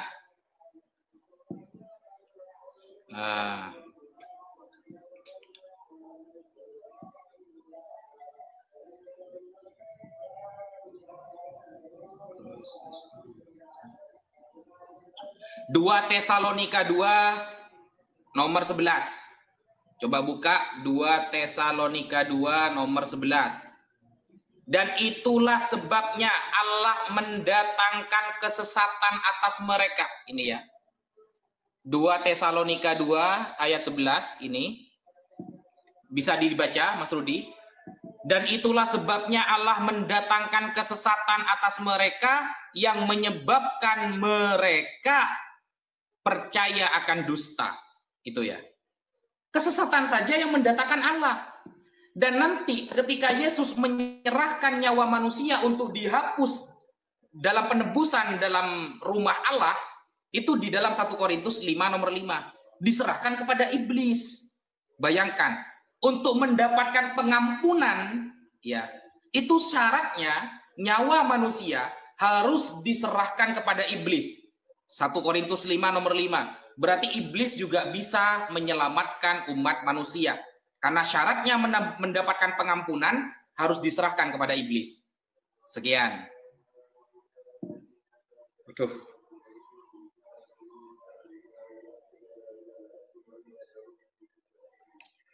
Gantianlah Tat. Kemarin kau 2 kali menang berturut-turut. Aduh. Ini aku menang-menang tipis loh. Kemarin kau sampai 5.000. Sampai 6.000, 7.000. Aku belum pernah. Sabar ya Tat ya. Aman. Oke. Matikan suara Tat. Terima kasih Ustadz Wafi. Kamu mengatakan dalilnya mana? Kan sudah kujelaskan. Markus 3. Sebentar, Markus 3 ayat berapa? 20 berapa nih? Markus 3 ayat 29, Lukas 12 ayat 10. Setiap orang, tetapi apabila seorang menghujat Roh Kudus, dia tidak dapat ampun selama-lamanya, melainkan bersalah karena berbuat dosa kekal. Kematian di dalam Kristen ada 2, maut ada 2, dah kujelaskan. Maut pertama adalah kematian kami, upah dosa adalah maut, kami melanggar 10 hukum Taurat. Pahami dulu Tat. Perhatikan baik-baik. Maut yang pertama, kami melanggar 10 hukum Taurat atau semua perintah Tuhan, itu kami masuk ke dalam maut pertama. Sudah. Maut kedua adalah itu neraka. Kami masuk neraka tidak bisa diampuni kalau kami menghujat roh. Itu dosa kekal. Sudah? Tetapi yang tadi kami mati di dunia ini karena ada dosa. Tetapi kami di dunia memiliki yang namanya pertobatan. Ini masih bisa diselamatkan, Tat. Tapi kalau menghujat roh nggak bisa, sudah kekal. Pahami dulu Tat ya. Itu yang pertama. Yang kedua Tat. 2 Tesalonika 2 ayat 11. Baca perikopnya dari atas. Itu bicara tentang orang yang datang. Pengajaran-pengajaran palsu atau nabi-nabi palsu. Mereka berbicara kepada orang seolah-olah Tuhan yang menyesatkan mereka. Dengan firman-firman yang mereka sampaikan. Contoh. Misal kita bawa Injil Basiledes ke tengah-tengah orang Kristen. Ya, bahwa Yesus tidak mati tersalib. Itu firman Tuhan karena yang disalib adalah yang diserupakan, yang bernama Simon dari Kirene. Dia kan berbicara itu dari Tuhan. Nah, mereka tersesat seolah-olah Tuhan menyesatkan mereka. Kan dibaca dari atas perikopnya itu nabi palsu. Paham ya Tat ya? Tuhan tidak pernah menyesatkan, tetapi di dalam Al-Qur'an memang Tuhan mengakui dia penyesat. Dia menyesatkan siapa yang mau disesatkannya. Dan iblis pun mengakui Tuhan menyesatkan dia. Karena engkau telah menyesatkan aku, maka aku akan menghalangi manusia dari jalanmu. Di dalam surah 7 baca mulai dari ayat 10 sampai 25. Itulah asal dosa di dalam Islam. Tidak bisa kau bantah itu. Mana ayat yang ku minta tadi, Tat? Bahwa Muhammad bertobat dan tobatnya diterima. Apa susahnya?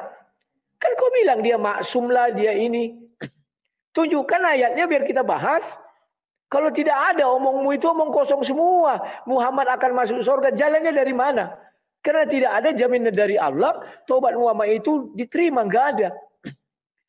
Mana ayatnya? Enggak ada, Tat. Kemudian, Tat. Kamu mengatakan sujud menyembah. Sesuatu yang diperintahkan Tuhan sujud. Itu adalah yang diperintahkan Tuhan loh ya. Menyembah Tuhan. Kan paham ya, Tat ya? Saya juga belum temukan sampai hari ini di Al-Quran. Dikatakan sujud ke arah Hajar Aswad, tidak ada. Tidak ada, Tat. Sampai detik ini saya nggak temukan. Bahkan di Quran tidak ada dikatakan Hajar Aswad. Tidak ada. Tetapi waktu itu dikatakan bahwa Ismail mengambil sebuah batu karena mereka kekurangan. Tidak dijelaskan itu Hajar Aswad atau apa, Tat. Dan kau bilang, saya menuduh Islam. Rekaman buka. Tidak ada saya bilang Islam tuh.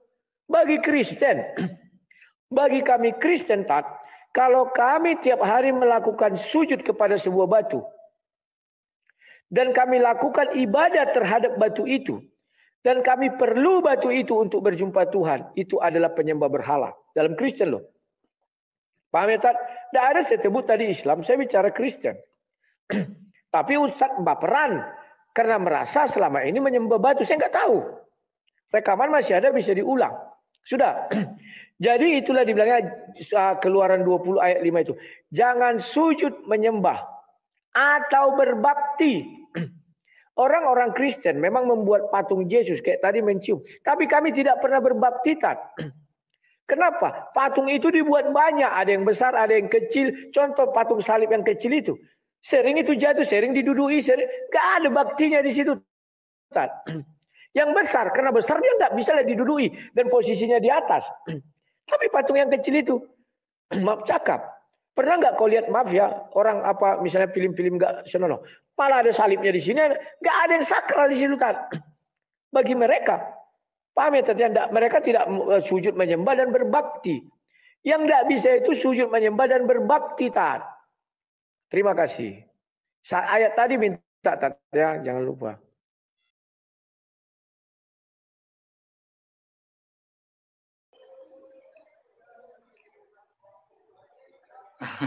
Aku ngambil minum sebentar, Tat. Istirahat lu. Jangan nangis, Tat. Selu. Siap. Ngambil minum dulu sebentar. Ya. Lanjut.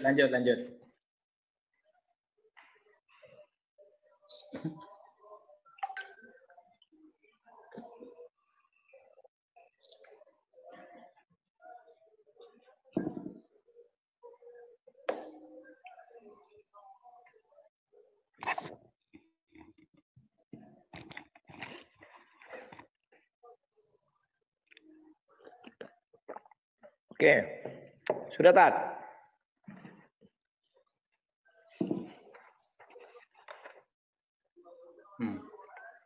Silakan. Ya, silakan, Tat. Oke. Bismillahirrahmanirrahim. Mas Rudi minta ayat. Mana data atau ayat Nabi Muhammad itu diterima taubatnya. Saya kan sudah bilang dari awal, Mas Rudi. Nabi itu maksum. Kalau Mas Rudi bisa menyebutkan satu saja dosanya Nabi Muhammad, coba sebutkan satu saja. Nabi Muhammad berbuat dosa. Baru kita akan bahas taubatnya, gitu loh. Baru kita akan bahas taubatnya. Kalau ada, kalau tidak ada dosanya, tidak pernah ditemukan data Nabi Muhammad berbuat dosa, ya mana mungkin dia mau bertobat? Apalagi ayatnya sudah jelas ya. Rasulullah itu satu hari satu malam membaca istighfar itu 70 kali sampai 100 kali untuk mengajarkan kepada umatnya, inni la astaghfirullah. Nah, aku meminta ampun kepada Allah sehari semalam 100 kali. Sampai ada riwayat lain mengatakan 70 kali. Mengajarkan kepada umat agar selalu beristighfar. Kalau Nabi Muhammad, Mas Rudi, mau minta ayat mana taubatnya yang diterima?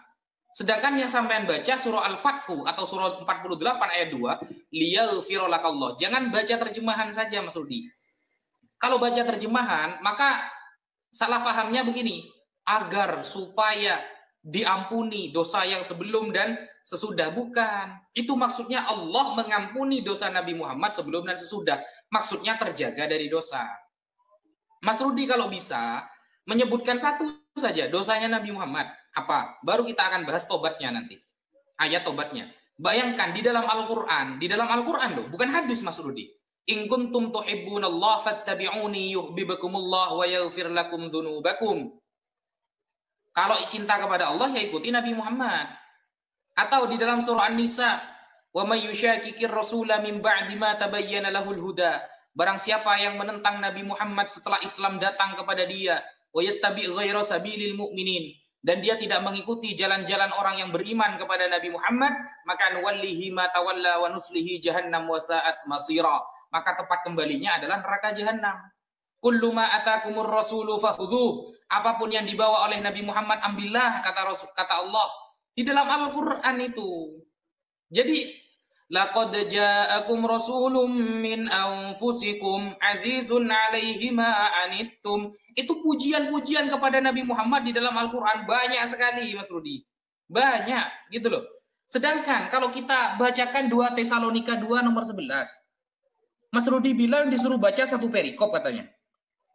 2 Tesalonika 2 ayat 11 suruh baca satu perikop.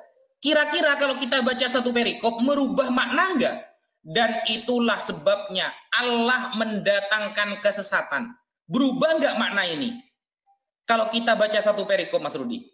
Apakah lalu di sini lalu tertulis iblis yang mendatangkan kesesatan? Kan enggak berubah. Membaca satu perikop atau 2 perikop itu sebenarnya ngeles saja. Itu cuma alasan Mas Rudi untuk menghilangkan data ini. Padahal andaikan kita baca satu perikop, bahkan kejadian sampai wahyu, sampai hari kiamat kurang 3 hari, ini tetap kalimatnya Allah mendatangkan kesesatan Mas Rudi. Tidak mungkin berubah ini. Lalu iblis mendatangkan kesesatan. Tidak, tetap Allah Mas Rudi. Begitu loh. Apa perbedaannya baca satu perikop dengan satu ayat kalau ayatnya nanti tidak akan berubah isinya? Kan seperti itu. Nah, itu ya pertanyaan dari saya. Kemudian Mas Rudi tadi membedakan ya antara dosa yang tidak mendatangkan maut seperti menghujat roh, kata Mas Rudi ya.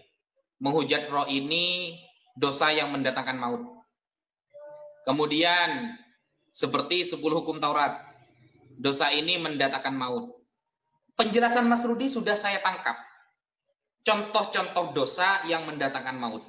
Tetapi Mas Rudi tidak membawakan data bahwa ada pembeda antara dosa yang mendatangkan maut dengan tidak, itu contoh-contohnya mana? Jadi buktinya, bukti ayatnya Mas Rudi. Bukan penjelasan dari Mas Rudi kan menolak kan? Ketika saya membawakan tafsir, kata Mas Rudi, wah itu kan tafsirnya ulama tafsir, bukan dari Allah. Loh, kita lebih mending. Kita mengikuti para ulama, itu kata Allah. Innama yakhshallahu min ibadihi al-ulama. Yang takut kepada Allah itu para ulama, warrasikhuna fil ilmi, orang-orang yang mendalam ilmunya ikuti para ulama. Ada ayatnya.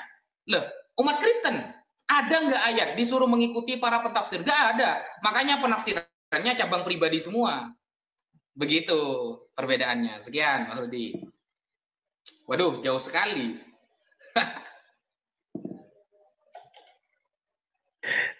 Kali ini kena bal-bal kau Tat. Baru tahu aku Tat kalau ada apa itu kan percepatan. Jadi kalau dikirim mawar sampai itu nanti dikali 2. Kok pusing kau Tat? Dibuat pusing kau Lus. Aduh. Dibal-bali beneran sekarang. Aduh. Mantap. Mantap animasinya. Oke. Sekarang saya mulai dari ini 2 Tesalonika 2 ayat 2. Saya nggak ngarang-ngarang Tat.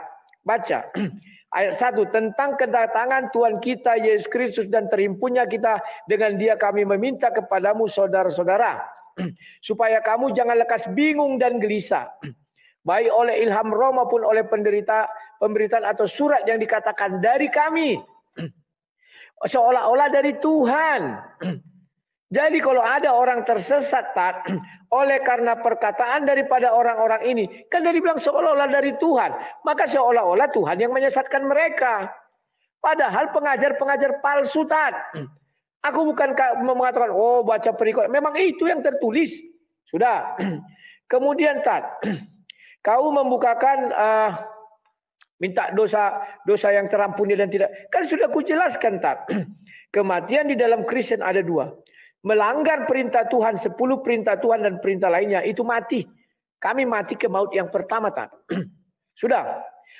Melanggar perintah Tuhan yang untuk menuju ke maut kedua, kan kami akan dibangkitkan. Ada kematian kedua lagi.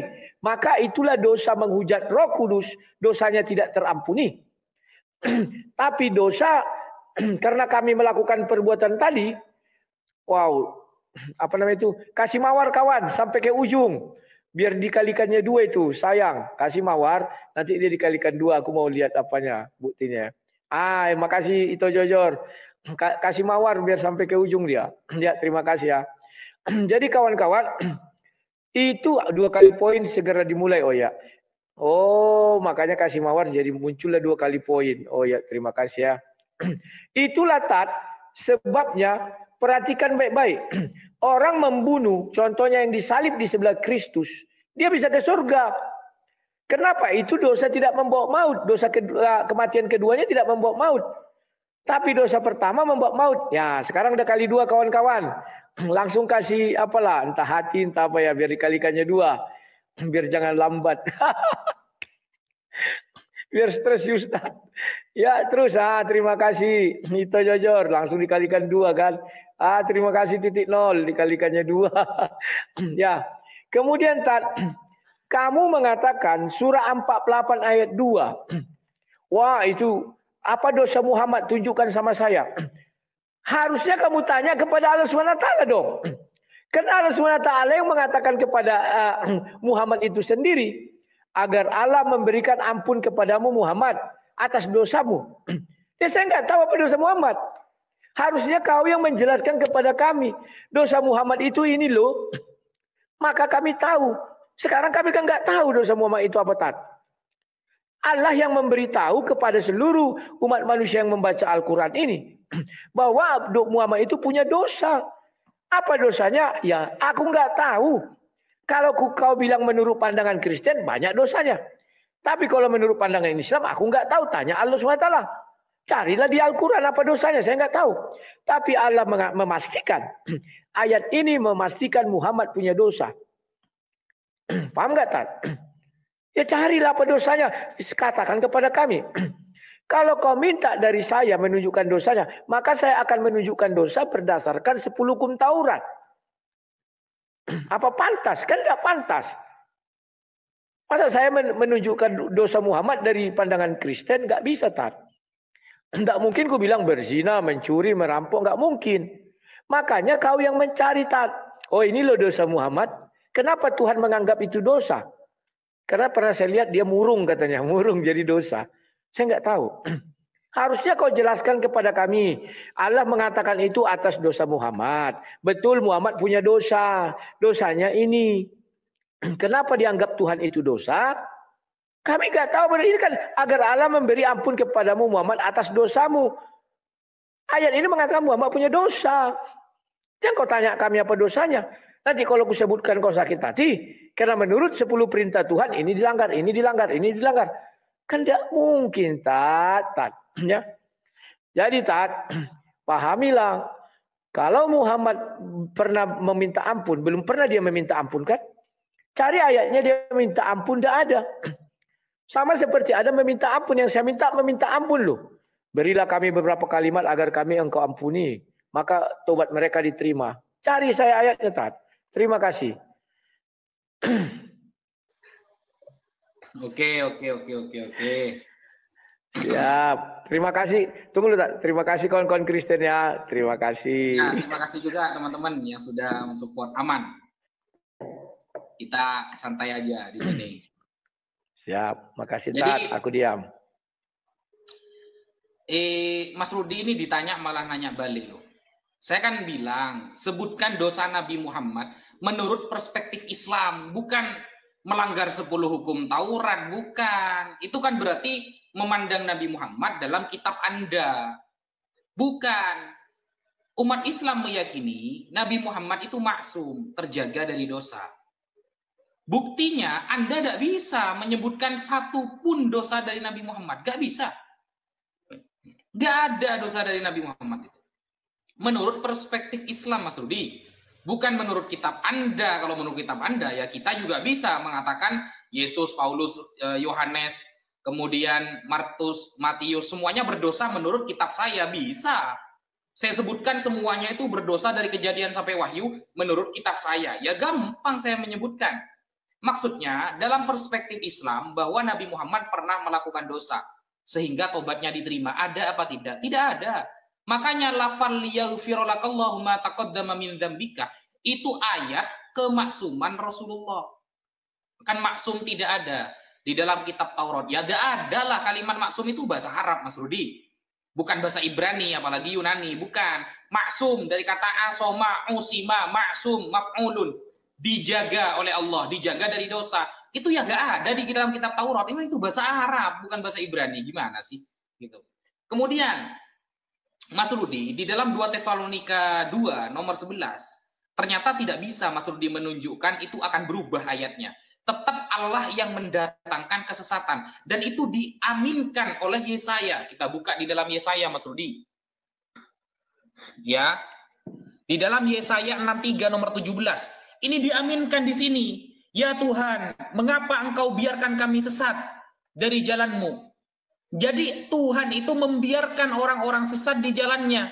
Andaikan Tuhan itu maha baik, maka niscaya Tuhan itu tidak akan membiarkan mereka tersesat. Katanya Tuhan maha kasih di dalam Kristen. Katanya yang mendatangkan kesesatan itu adalah iblis. Nah ternyata di sini Yesaya 63 nomor 17. Ya Tuhan, mengapa Engkau biarkan kami sesat dari jalan-Mu? Dan mengapa Engkau tegarkan hati kami sehingga tidak takut kepadamu. Ini data Mas Rudi. Berarti Tuhan Mas Rudi juga Sang Maha Penyesat. Sang Maha membiarkan kesesatan. Dan buktinya Mas Rudi di dalam Lukas. Ya, orang yang diselamatkan oleh Yesus itu cuma sedikit. Betapa banyak orang yang dipanggil tapi sedikit yang terpilih. Dan bahwa orang yang akan diselamatkan itu hanya sedikit. Maka berlomba-lombalah kalian masuk ke jalan yang sempit itu. Kan begitu kata Yesus. Berdesak-desaklah, berlomba-lombalah kalian masuk ke jalan yang sempit itu. Karena sedikit yang diselamatkan kata Yesus. Ingat ya, yang diselamatkan dari orang Kristen itu cuma sedikit Mas Rudi. Mas Rudi belum tentu selamat. Dan teman-teman Kristen belum tentu selamat. Karena hanya sedikit. Yesus yang memilih orang yang akan diselamatkan. Dan ternyata kalau kita buka di dalam 1 Korintus ya. Ini belum terjawab ya oleh Mas Rudi ya.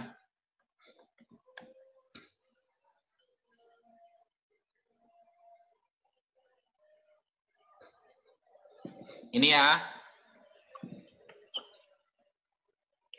1 Korintus 5. 1 Korintus 5 ayat ke-5 Mas Rudi ya. Ini ya. Orang itu harus kita serahkan dalam nama Tuhan Yesus kepada iblis. Ini ya, kepada iblis. Orang itu harus diserahkan dalam nama Tuhan Yesus kepada iblis. Sehingga binasa tubuhnya, agar rohnya diselamatkan pada hari Tuhan. Ternyata untuk mendapatkan keselamatan pada hari Tuhan, syaratnya harus diserahkan dulu kepada iblis. Berarti yang menyelamatkan pada hari Tuhan ini bukan hanya Tuhan, tapi semuanya lewat wasilah iblis. Tanpa iblis, maka tidak ada keselamatan pada hari Tuhan. Ini yang berbicara bukan saya, ini Paulus, gitu loh. Jadi, kalau ingin mendapatkan keselamatan pada hari Tuhan, maka nyawanya orang itu harus diserahkan kepada iblis dulu. Syaratnya seperti itu, Mas Rudi. Kalau tidak diserahkan kepada iblis, maka tidak ada pengampunan dosa di hari Tuhan nanti. Nah, berarti Yesus Tuhan masih butuh iblis. Berarti Tuhan tidak maha kuasa dong. Masih butuh bantuan iblis. Dan iblis dalam perspektif Kristen itu tidak diciptakan. Tuhan tidak menciptakan iblis. Sekian.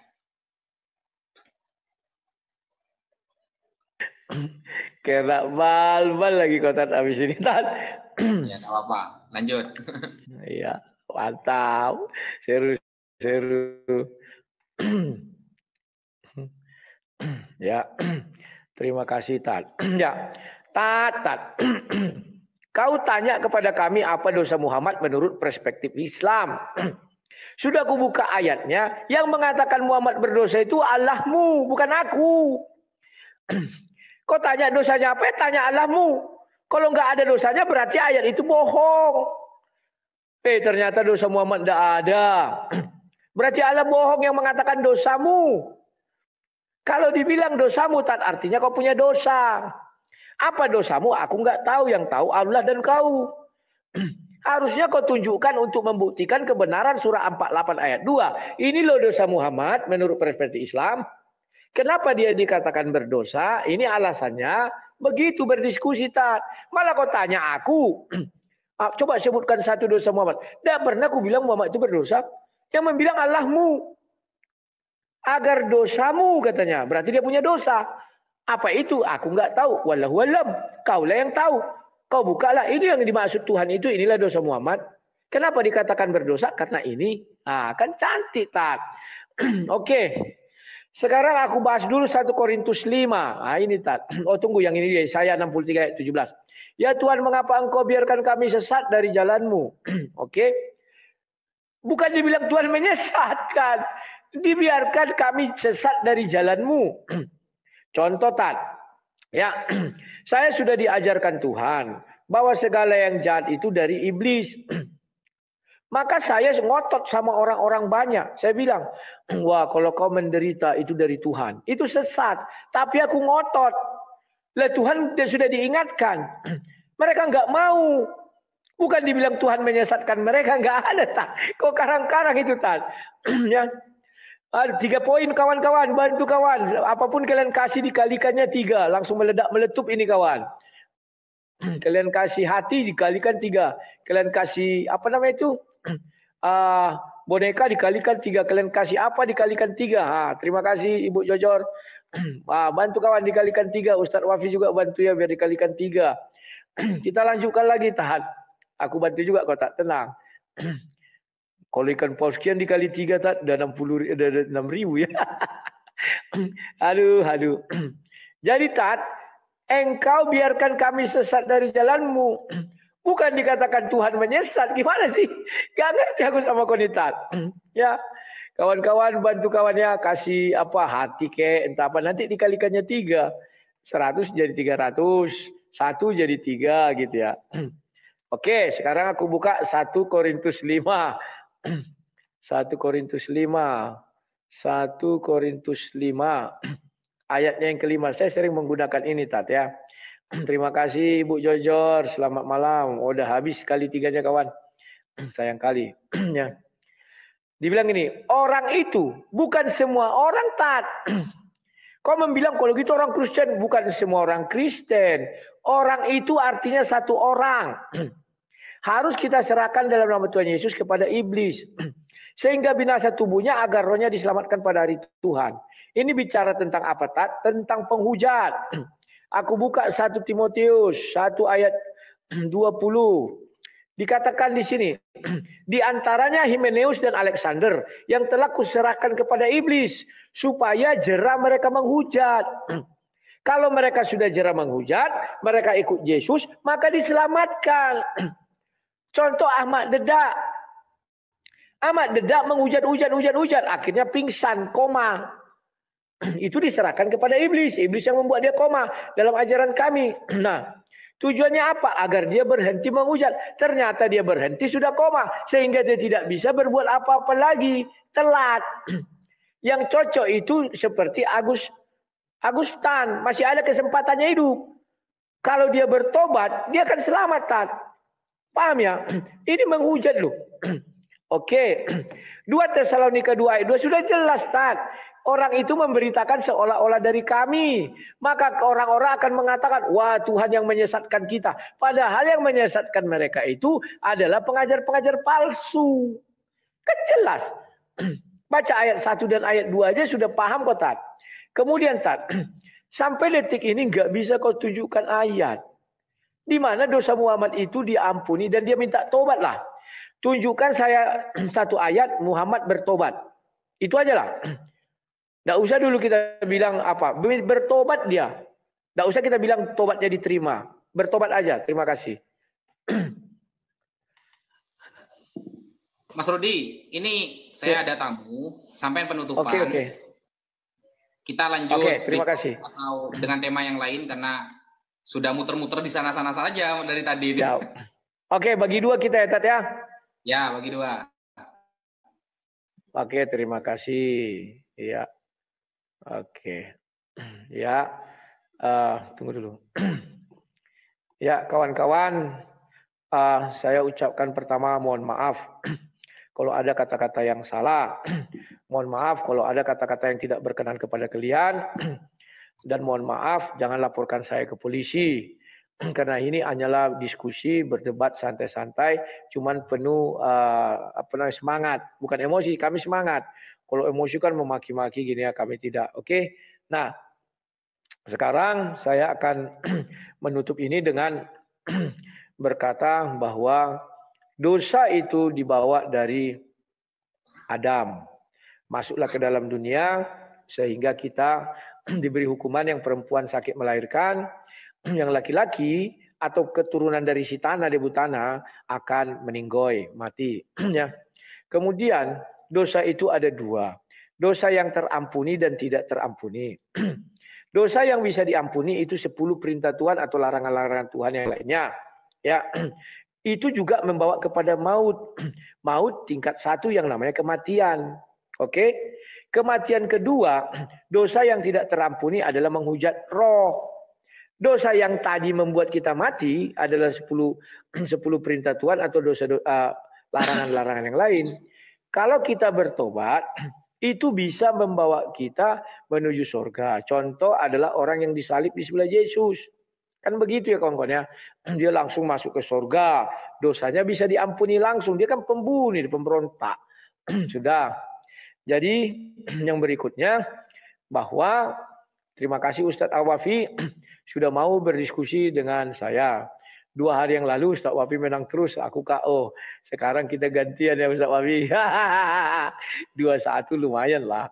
Ya. Dan mohon Ustadz Wafi tidak bosan-bosan untuk berdiskusi dengan saya ya. Karena lawan debat itu adalah teman diskusi. Ustadz Wafi menyebarkan agamanya, saya juga menyebarkan agama saya, berimbang. Apa yang saya ucapkan, Ustadz Wafi juga bisa mengucapkan hal seperti itu ya. Kita tidak ada halangan, tetapi mohon maaf ya, kita tidak ada menghujat, hanya meminta, tolong minta mana pertobatan. Ini Adam begini itu tidak apa ya, saya tidak itu ya, tidak menghujat lah itu. Namanya juga meminta karena ada tertulis ya. Jadi kawan-kawan lebih dan kurang saya mohon maaf. Silakan Ustadz Wafi. Oke, bismillahirrahmanirrahim. Di sini kita akhiri teman-teman ya diskusi dengan tema dosa. Dan ini typingan teman-teman Kristen mengira saya takut katanya. Saya itu sudah sering diskusi sama Mas Rudi Yohanes. Ngapain? Takut itu apa sih kata saya? Selama kita membawakan dalil itu udah ada istilah takut, itu udah ada. Ngapain gitu loh. Bahkan Christian Prince yang ada di Amerika pun saya ajak diskusi, tapi karena syaratnya dia itu banyak sekali, saya males gitu. Padahal pernah saya ajak diskusi ya, Christian Prince yang berbahasa Arab, yang dari Barat itu. Tapi syaratnya saya harus masuk ke YouTube-nya dia dan semuanya dianulir sama dia sendiri ya. Saya tidak mau lah kayak gitu. Harus adil, diskusi itu harus adil seperti ini ya. Kita ngomongnya gantian, perspektif sendiri-sendiri seperti itu.